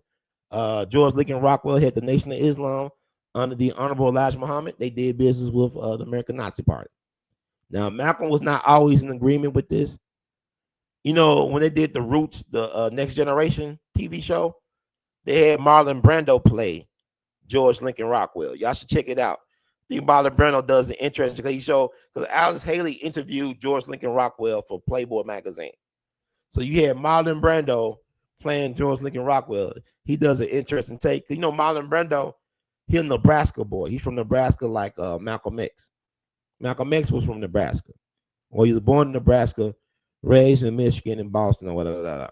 So anyway, it's interesting, man. History doesn't always repeat, but it rhymes. You know what I'm saying? Thank you for tuning out to tune and get in where you fit in. You said most people who want to talk religion don't even know Jesus wasn't a Christian, like Baba Dick used to say, is all bread and circus. Yeah, Jesus was not a Christian, and he was killed by his own kind, allegedly. Charlie Kirk was a Christian, and he was killed by his own kind, allegedly. Yeah, history doesn't repeat. It rhymes, huh? Often. So, I found this reparation clip. I don't know if it's the same one. I want to play it. We'll see. So we all be news free dicks for 21st century. I want to play it, and then we'll go into another segment. And I'll do another Charlie Kirk thing. I'll definitely want to check out Vice President J.D. Vance tribute on the Charlie Kirk show, the Charlie Kirk. Like I said, he played a pivotal role. He played a pivotal role in getting J.D. Vance on that ticket because really Charlie Kirk was family to Trump and them. He was extended family. So it's going to be interesting to see how they use his loss as a game for the midterm elections. But I think Trump got a fight on his hand because, like, Charlie Kirk, from my understanding, he wanted those Epstein files released. And also he started becoming a little bit more critical of Israel. But he didn't have the time to develop his own point of view. Then Candace was alluding to the fact that he was threatened by very powerful entities that he probably took some gold from. All that glitters ain't gold, y'all. But anyway, trying to find a clip. Okay, I think I'm gonna play this.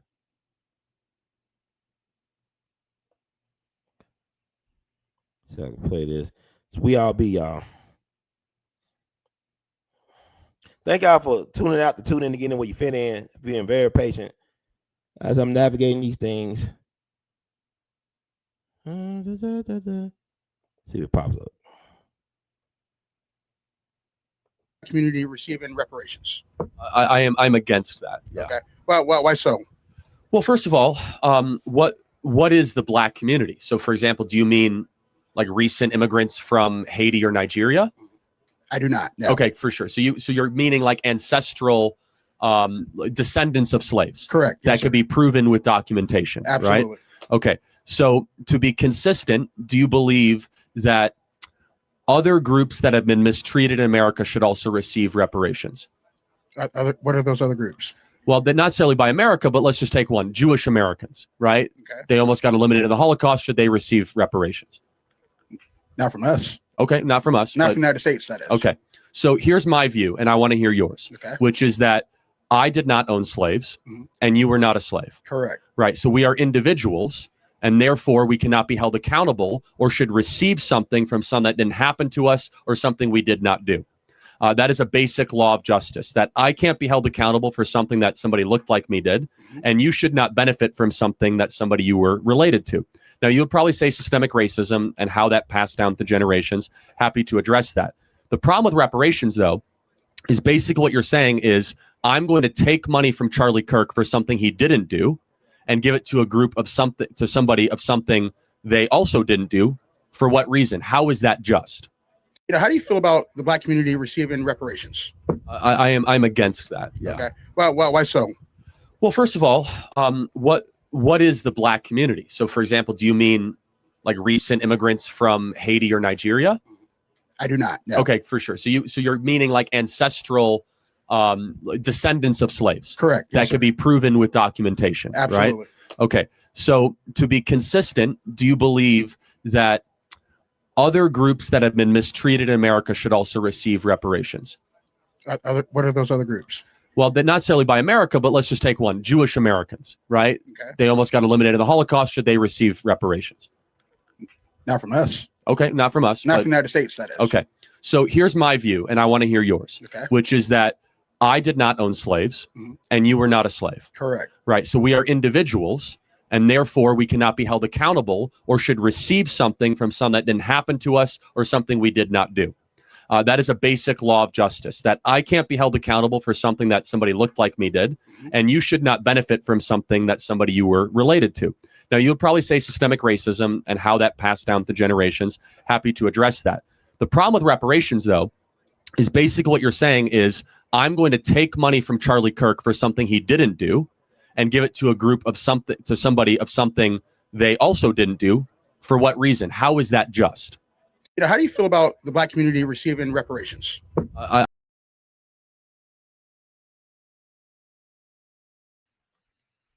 Okay. So I wanted to play that Charlie Kirk. I hope y'all can hear me. I saw that over the weekend. I thought that was interesting. Maybe it was like over the weekend because Sunday is really the first day of the week. The Sabbath is actually Saturday. Everything is upside down. And Jesus was not a Christian. He was a Jew. So anyway, with that said, I commend the brother for getting up there and asking Charlie that question. The problem was the brother was not qualified to give the proper perspective or answer. He allowed Charlie Kirk to really manipulate and gaslight him and stuff like that. Look, man, reparations can be done. And the thing about it is, Charlie Kirk made it about him as usual. May he rest in peace. It's not about the individual, it's about the institutions. Don't y'all realize that there are a lot of institutions still around that actually benefited from America's original sin of slavery? If you think about insurance companies, Ivy League schools like Harvard University, Brown University benefited from slavery, the slave trade. Wall Street was built on trading Black people as commodities. America government benefited from slavery. So when Charlie Kirk talked about him as an individual, he benefited from slavery. Because I don't understand, like, this man has been elevated to this godlike status. And you look at, like, what is it based on? Now, if you look at it, like, okay, it's based on him going to college campuses, doing rigged debates. But also, when you think about it, he was pivotal. And that's how powerful, because you think about, when I think about those people, I think about the Candace Owenses, I think about the Ben Shapiro's, I think about the Nick Fuentes, all these people. But Charlie, I mean, he was kind of like a Meyer Lansky or something, man. I mean, he was the power behind the throne almost, because he did get Trump elected. He did help get J.D. Vance on that ticket. So that man had way more power than Candace Owens, who has a huge following, but she's a protege of Charlie Kirk and Turning Point USA. So my thing is, I don't know, man. it would have been interesting to see if he was allowed to live. And I'm not even comparing him to Hitler, but what if Hitler was taken out at 31? I'm not comparing him to Hitler at all. I'm just curious. If you think about Fred Hampton was taken out of here at 21, what would Fred had accomplished at 31? And the powers that think they'd be already understood that, and they understood they couldn't control them. So if they can't control you, they get rid of you. Like Charlie Kirk was getting to a point where they had them handled. And then with this Israel stuff, they couldn't really handle him like they used to. Because he started thinking for himself and started getting more information. Like a Malcolm, you start getting different information coming in, different perspectives, different lived experience. You start, I have a right as a free thinker to change my mind if you are a free thinker. But with the slavery thing, reparations could be paid because you got institutions that have benefited from reparations. They may have changed their names, but they still got their history rooted in slavery. This country could not exist without slavery. That's why the founding fathers was not eager to get rid of the institute of slavery. You think about all the inventions that black folks don't get credit for. You think about the culture, about the music. All the music come through black people. Even classical music. Beethoven was black. They made him white over the years. They might make Tupac white in the next 500 years. They could make Charlie Kirk black. This is the power of not only AI, but the power of who gets to tell the story. So it's very important that we tell this story. And I'm proud of brothers and sisters, whether you are pro or con Charlie Kirk, that you standing out there and speaking your voice and even losing your jobs. Either way, Charlie Kirk lost his life for what he believed in, but he manifests that reality. Like he said, we need a few gun deaths to help protect the Second Amendment. He talked about publicizing executions being sponsored by corporations. His death is not going to, his wife going to be Jackie O. They JFK'd him. His wife, Jackie O, now. She's probably going to marry a wealthy billionaire like an Onassis, like an Aristotle Onassis. Not for money, but for protection. Because like they don't stop at they don't just get rid of their target. They attack the legacies. They just don't stop with JFK. They got his son.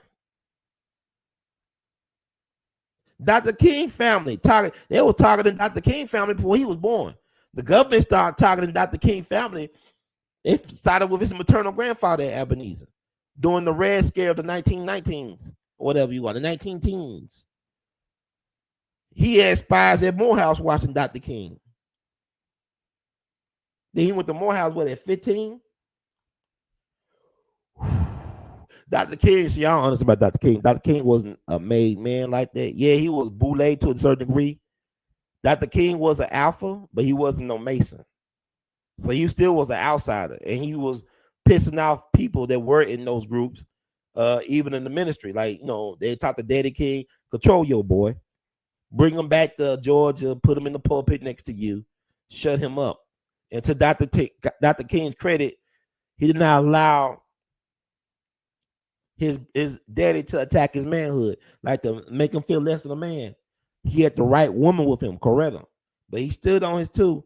And Daddy King years later said he glad his son stood his ground against him. But they suffered. Not only Dr. King get killed, his brother A.D. King get killed. Mama King get killed at Ebenezer Church by Hebrew Israelite. MK Ultra, mind control, Manchurian candidate. It don't stop even when the casket drops. So, hopefully, I pray that his people good. But they don't stop at the target. They keep on killing like the Kennedys.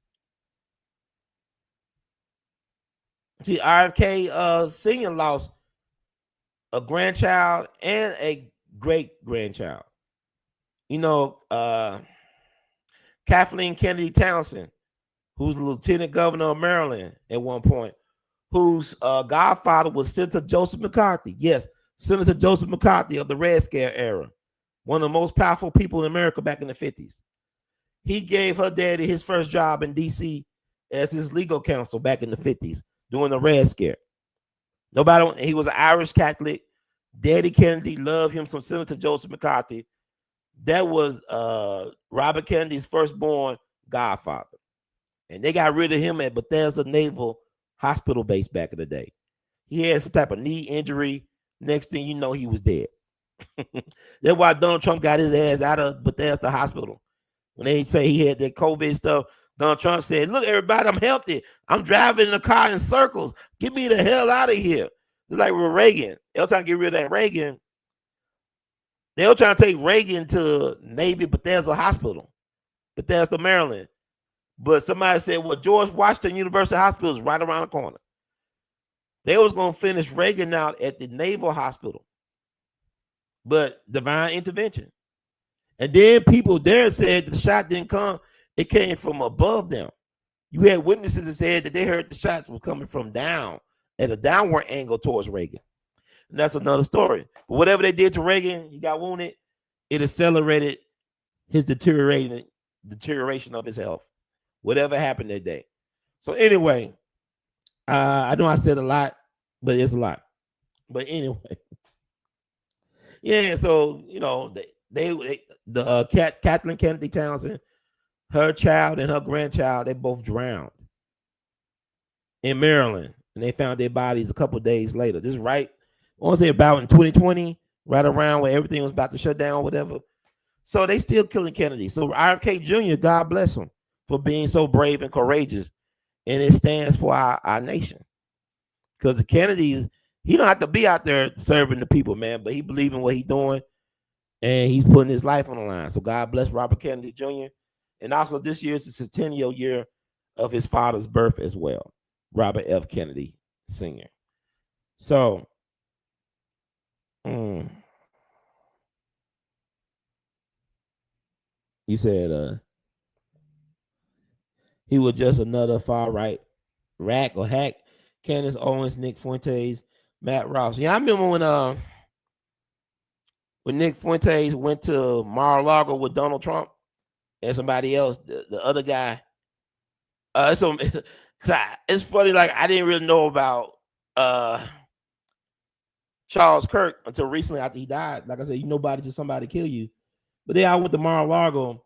See, Kanye West is brilliant. Kanye West don't get enough credit for calling out these people for being brave enough. Netanyahu, he called him Netanyahu. You know when he did that performance art on the Alex Jones show when he wore the mask. See, they're not gonna give Ye the Charlie Kirk treatment, because if they gave Ye the Charlie Kirk treatment, everything that Ye said, no matter how outlandish or far off or like weird and what the hell, it will be legitimized. They will make Ye into a martyr. Just a genius guy. And you know what's crazy? Both him and Charlie Kirk got lampooned by South Park. You know, South Park did a show about Charlie Kirk. They had Cartman portray Charlie Kirk. And Charlie Kirk, I can say this, he has a good sense of humor. He could laugh at himself. So that man was serious about his business, but he wasn't above laughing at himself. So he took it in good sport. But him and Ye got, you know, characterized by South Park. I'm gonna check out the Charlie Kirk one. Because that Ye thing with the fish stick, I'm a genius and all that. But if they did Ye like they did Charlie Kirk, man, like everything he said would have been validated. Like, yeah, we know Ye is crazy and off his mad, but damn, if they did that brother like that, he must have been telling the truth about a lot of stuff he was saying. So they're gonna let y'all think that Ye is crazy. And if y'all don't think he's crazy no more, y'all don't think he's stupid. But Ye talked about all this. He was talking about this before Charlie and them were talking about it. He was talking about Israel before Candace and them, because he's in the business. And I'm talking about Israel. See, people understand there's a difference between Judaism and Zionism. Zionism is in Christianity too. All Jewish people are not Zionists. They're like all white people are not white supremacists. So you got to distinguish. But anyway, moving along. I think I talked enough about that. But is it too soon to put them on the Mount Rushmore? Let me know in the comments and chats, as they say. But let me talk about this before I get out of here. Talk about the National Guard coming to Memphis, Tennessee. A lot of people are on edge about that. I'm gonna tell people right now, one of the best thing to do is know your rights. Because people ask like, what do you do? You know, if the National Guard pull you over at a checkpoint, whatever. I tell you what we need to do as Memphians and folks that live in Shelby County. We got to know your government. Let's see, know your government. This is a free book I got from Shelby County Commissioner Henry Brooks. It basically breaks down how Memphis and Shelby County government work, give you contact information of representatives of different departments and functions to help Memphians and people live in Shelby County get the most out their government, as well as hold their government accountable. I got my copies last week. What was crazy was they mailed it off to me, and it got returned back to them. Even though they had the correct mailing address, my correct mailing address, it got returned back to the office. When I picked these things up, when I was driving away from downtown, several people tried to hit me in my car. It was like it would be like freak. It could possibly been fatal car accidents I could have been in after I picked this book up. And it was crazy because they returned the copies to the office, and it was the right address. I think they be holding my mail. They be holding my mail. I don't know what's going on. I had gotten mail that was open before in my P.O. box. It was ripped open. I don't know if I got all my information I'm supposed to get in those letters. But yeah.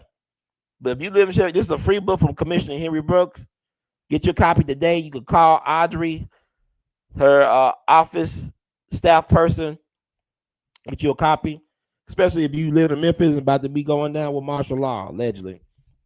And also I'm going to put her contact information on the screen as well. So that's the contact information on the left side of the screen. I think I can see it. But it's very important to get this information. Call them. They can mail it to you. You can pick it up from the office. But I got me several copies to give the people that I love. And, you know, they'll kill you over information. Dick Gregory talked about how he lost several researchers. They'll try to get him, but they end up getting his researchers. So they'll kill you over information now. Knowledge is power. Knowledge is the currency of the universe.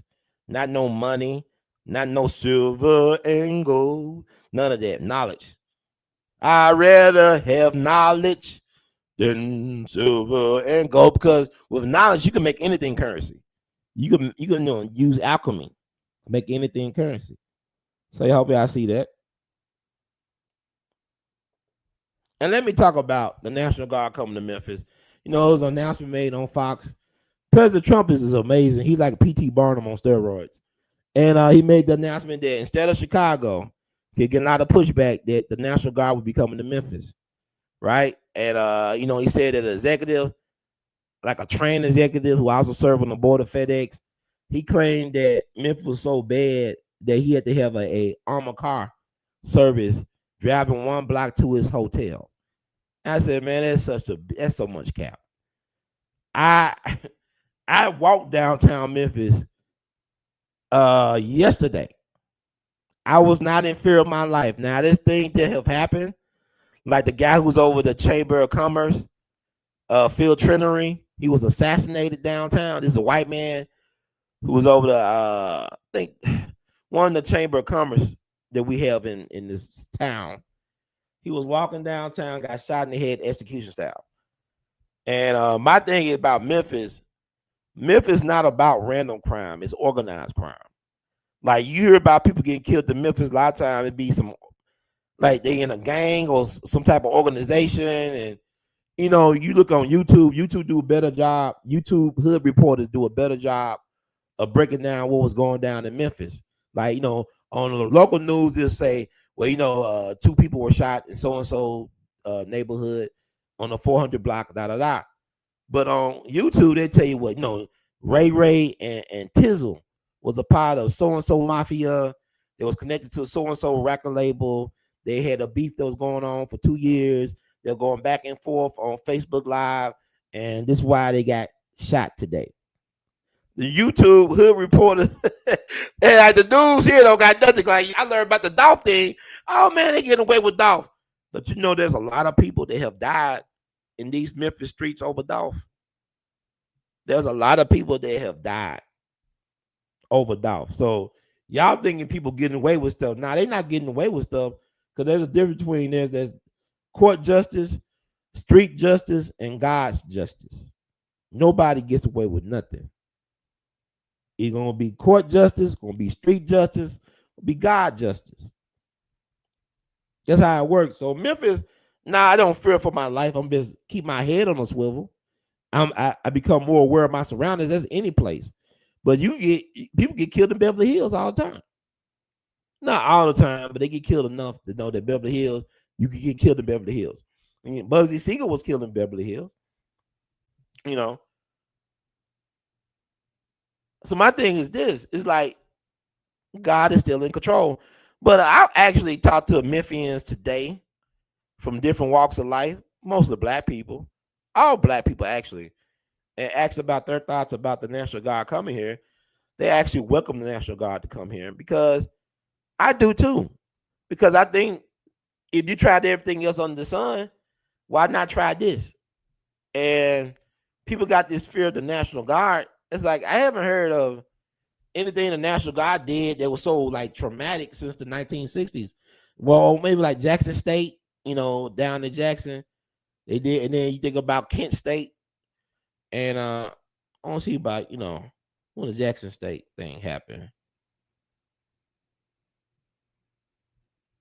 That happened May 15th, 1970, right? On May 14th, 1970. Okay. Or May 15th. It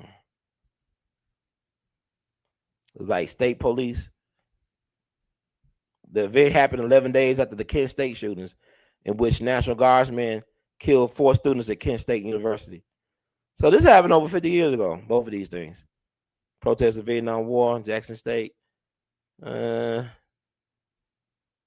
the Orangeburg Massacre. So I'm looking at this stuff now. I'm trying to make sure I don't, give y'all the wrong information. Orangeburg Massacre.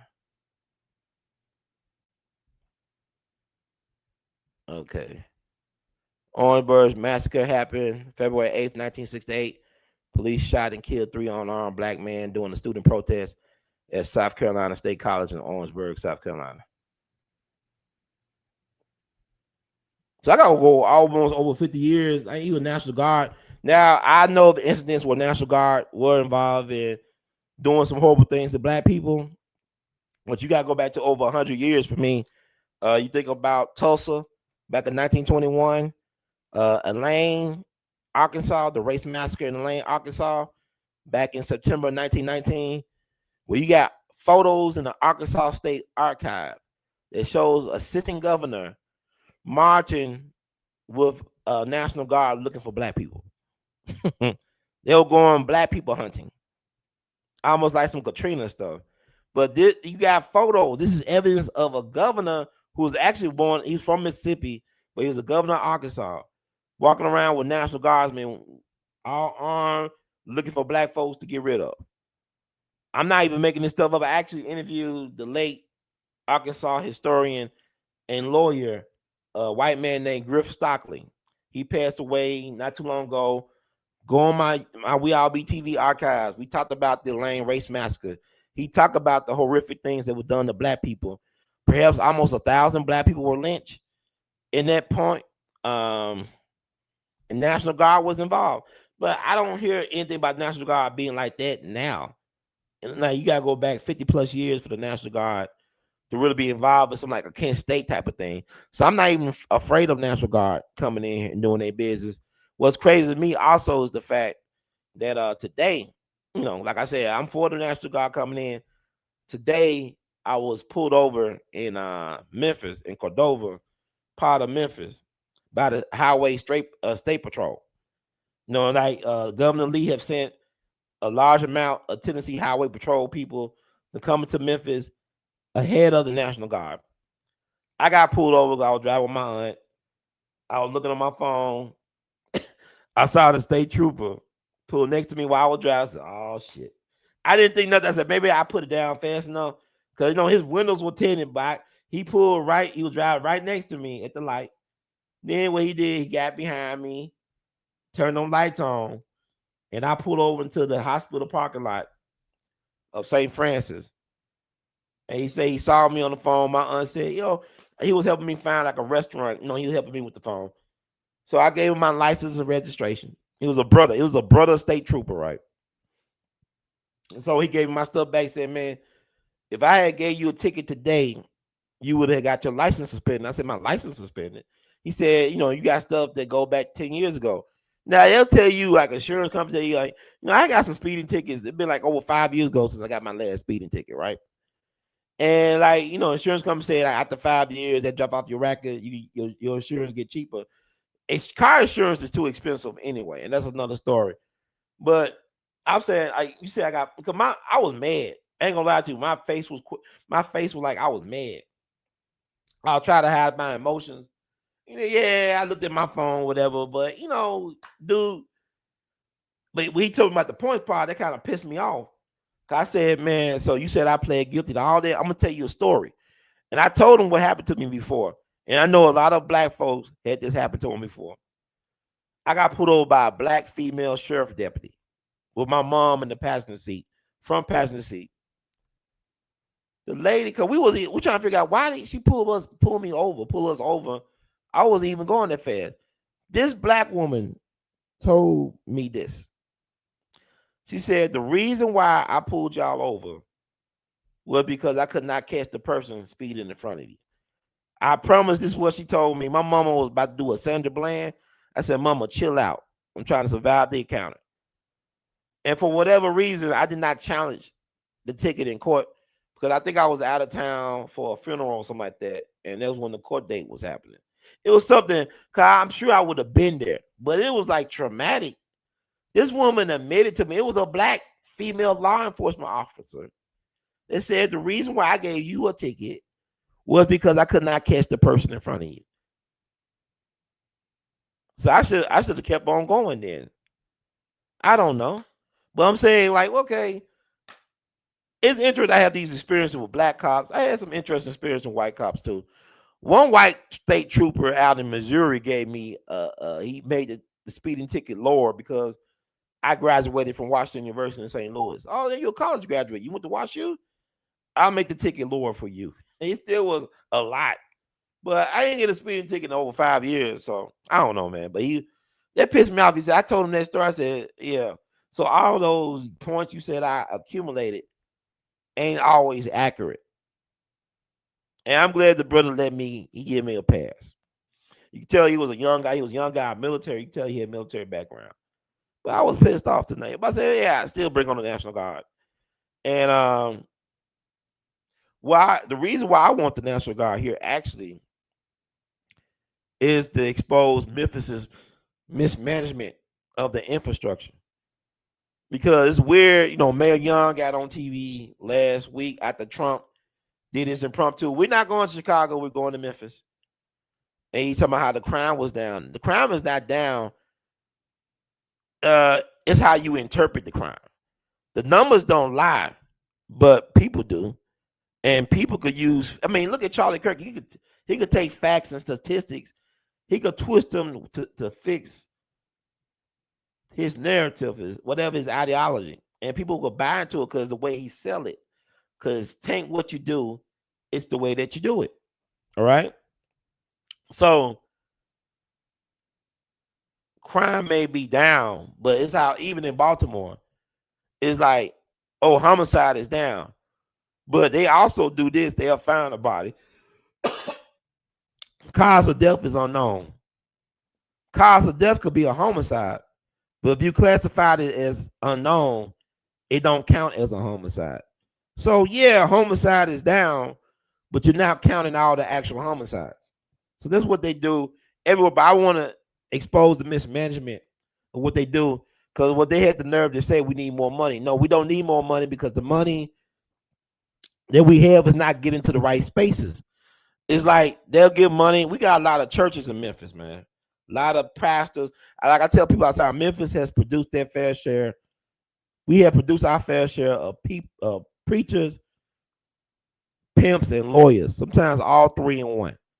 Preachers, pimps, and lawyers. Memphis got a lot of preachers, a lot of pimps, and a lot of lawyers, and a lot of crime. And that money does not get trickled down into to organizations and the individuals and entities that are actually doing good at the local grassroots level. And we got blackface leadership here in Memphis. Mind you, Mayor Young, he didn't get the majority vote when he ran for mayor. He got I want to say less than 30,000 votes, maybe 28, less than 30% of the actual vote. The vote was split upon different candidates like Sheriff Bonner, like former Mayor Harrington, Van Turner of the NAACP. So that vote was split already. But he didn't get a lot of the vote to be a people's champ. Then he didn't get rid of Chief Sherlin Davis. I think Sherlin Davis, the chief that was the chief during the Tyree Nichols debacle, who created the that squad, whatever, the Scorpion unit. Like she did the Red Dog unit down in Atlanta that killed that 90-something-year-old black grandmother in her home. So he didn't have the voter confidence anyway, and it's like he's very overwhelmed. But, he's a product of the system. Strickland put him over housing development at one point. And it was Strickland, that's the former mayor, Jim Strickland, who's, I guess, the dean of the law school at the University of Memphis, still probably running things, pulling strings at City Hall. He also was the one that brought Police Chief Davis into the fold. So to me, if he would have fired Police Chief Davis before he even got sworn in, they would have gave him some browning points with the people of Memphis. Then you get the Elon Musk situation. And really, I don't think it's all his fault. I think Strickland and them had something to do with it. It was too behind the scenes. It wasn't transparent enough. And the citizens was not made aware of this decision until everything was already getting started. And I feel like you need transparency when it comes to civic leadership to get the people's trust. But a lot of these politicians, man, they're greedy. They're like a lot of these preachers are greedy. They're not trying to give to the needy. So I feel like if the National Guard could be down in Memphis for a short period of time, it will put some things into better perspective for the citizenry of Memphis and Shelby County.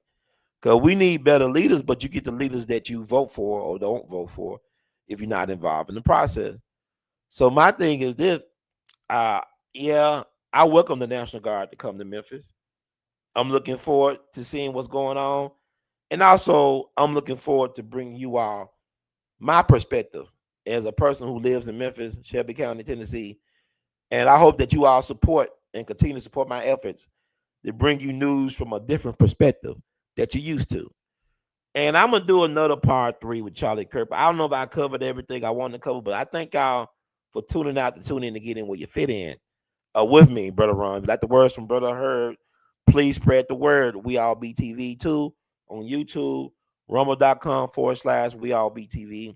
Also, Cash App your support, $R2C2H2.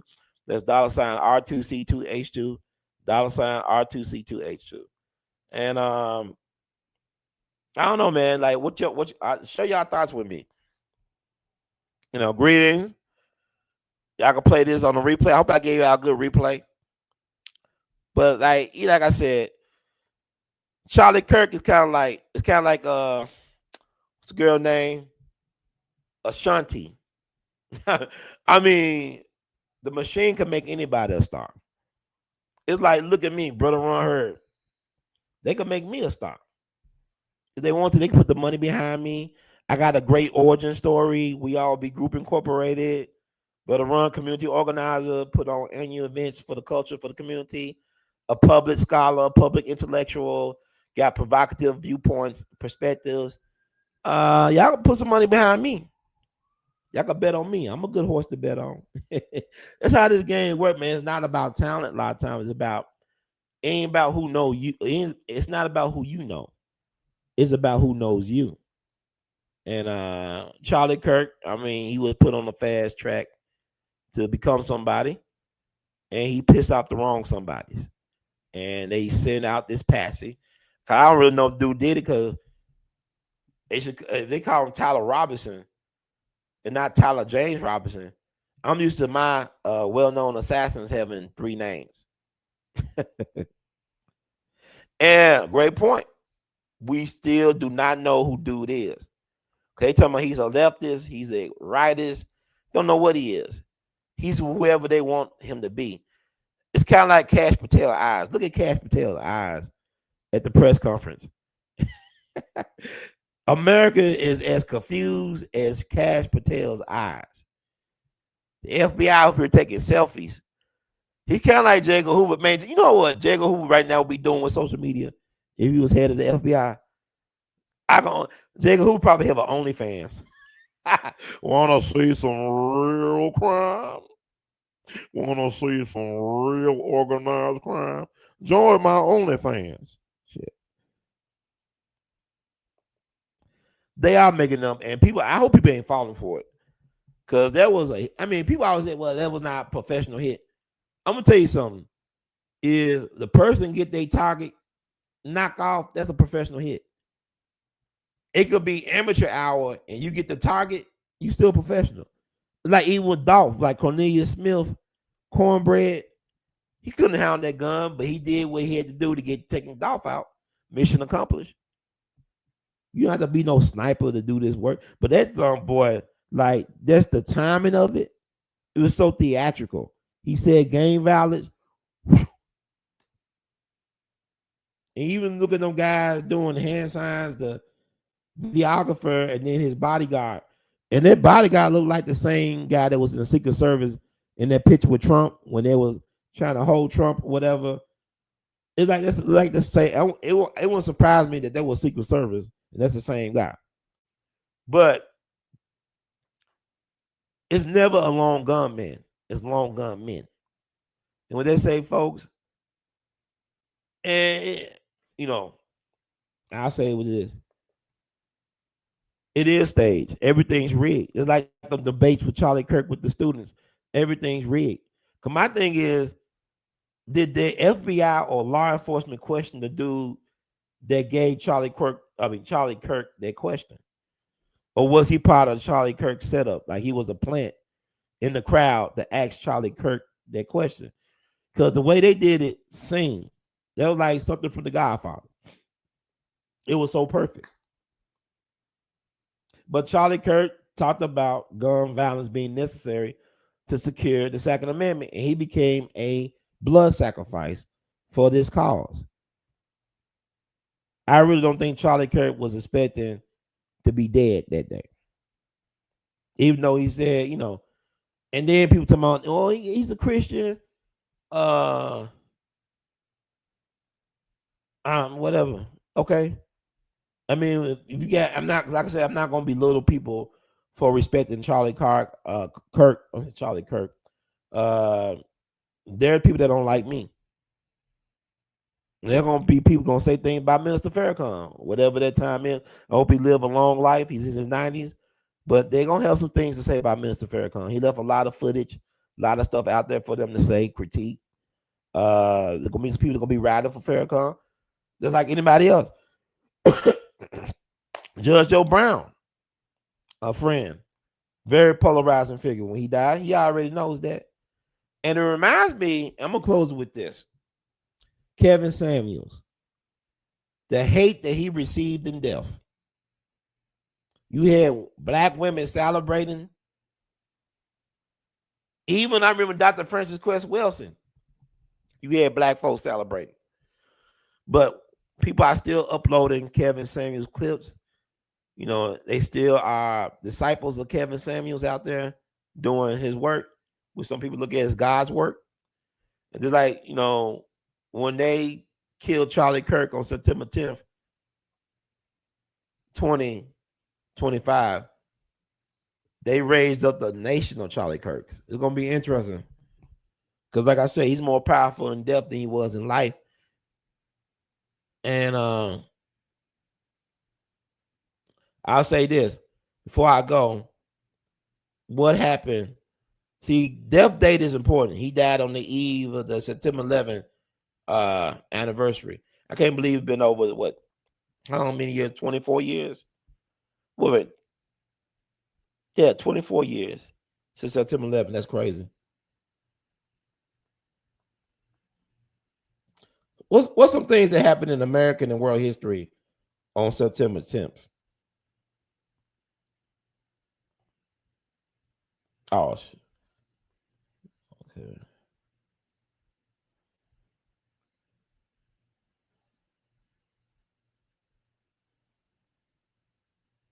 Mm.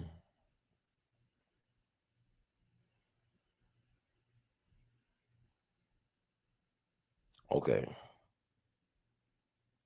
Go back a little bit in time.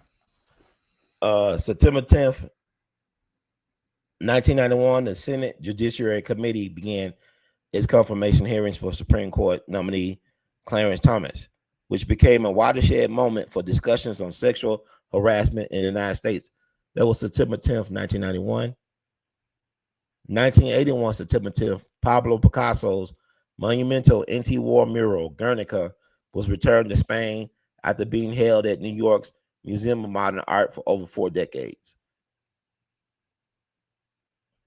1977,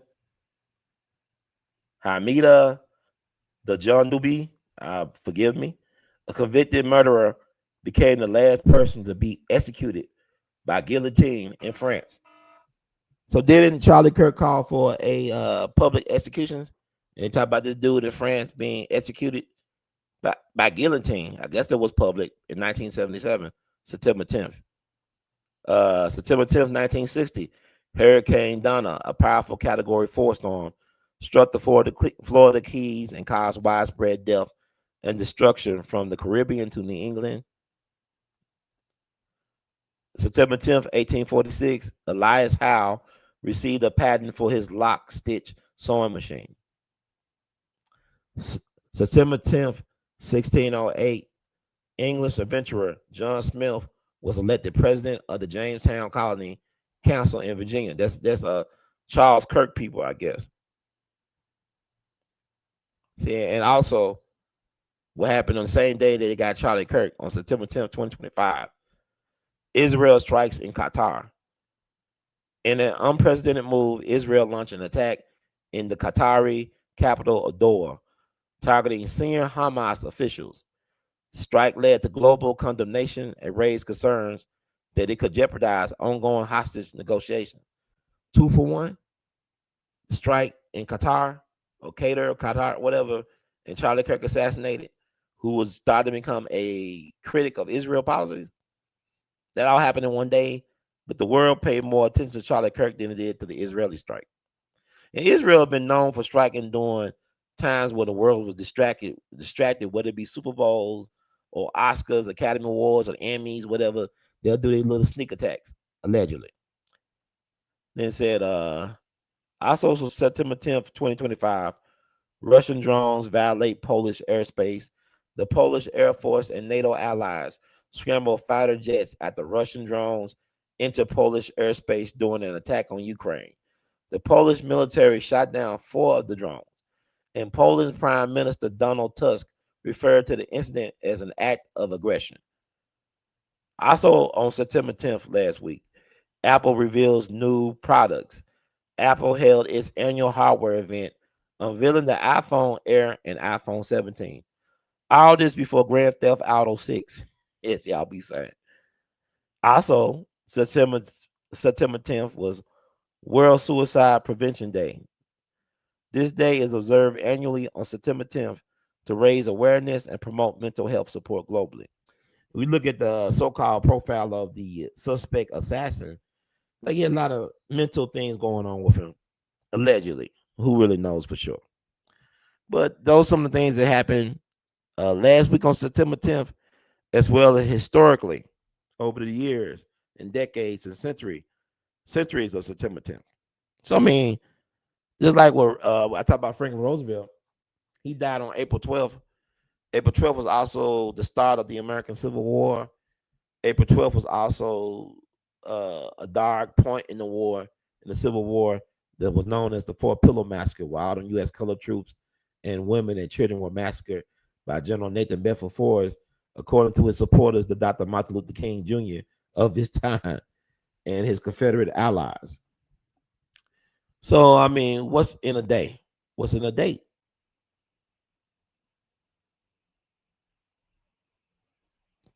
So, you know, to each your own, but I mean, I guess I mean y'all give y'all enough content to eat on, to chew on.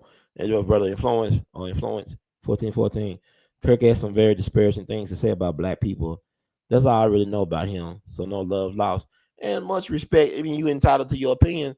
But my thing is, it shouldn't even matter what he thought about black people. To me, if you really love yourself anyway, why should it matter what he thinks about you or us? Why do people get upset? Because my thing is, you got that pick me vibe. Ooh, I think they like me. I think they like me. Ooh, who cares if they like you? Respect me. Respect my fresh. Respect me. But anyway, thank you all for tuning out to tune in to get in when you fit in. I'm shutting it down. This is Brother Ron, your brother from another mother. Herd mentality is a vibe and a movement. Words of Great Duke Ellington, we love you madly. In the words of Brother Ron, keep on producing and pushing. One love. Can you dig it? Yes, you can. And so can I. Because we all be in it to win it. One love.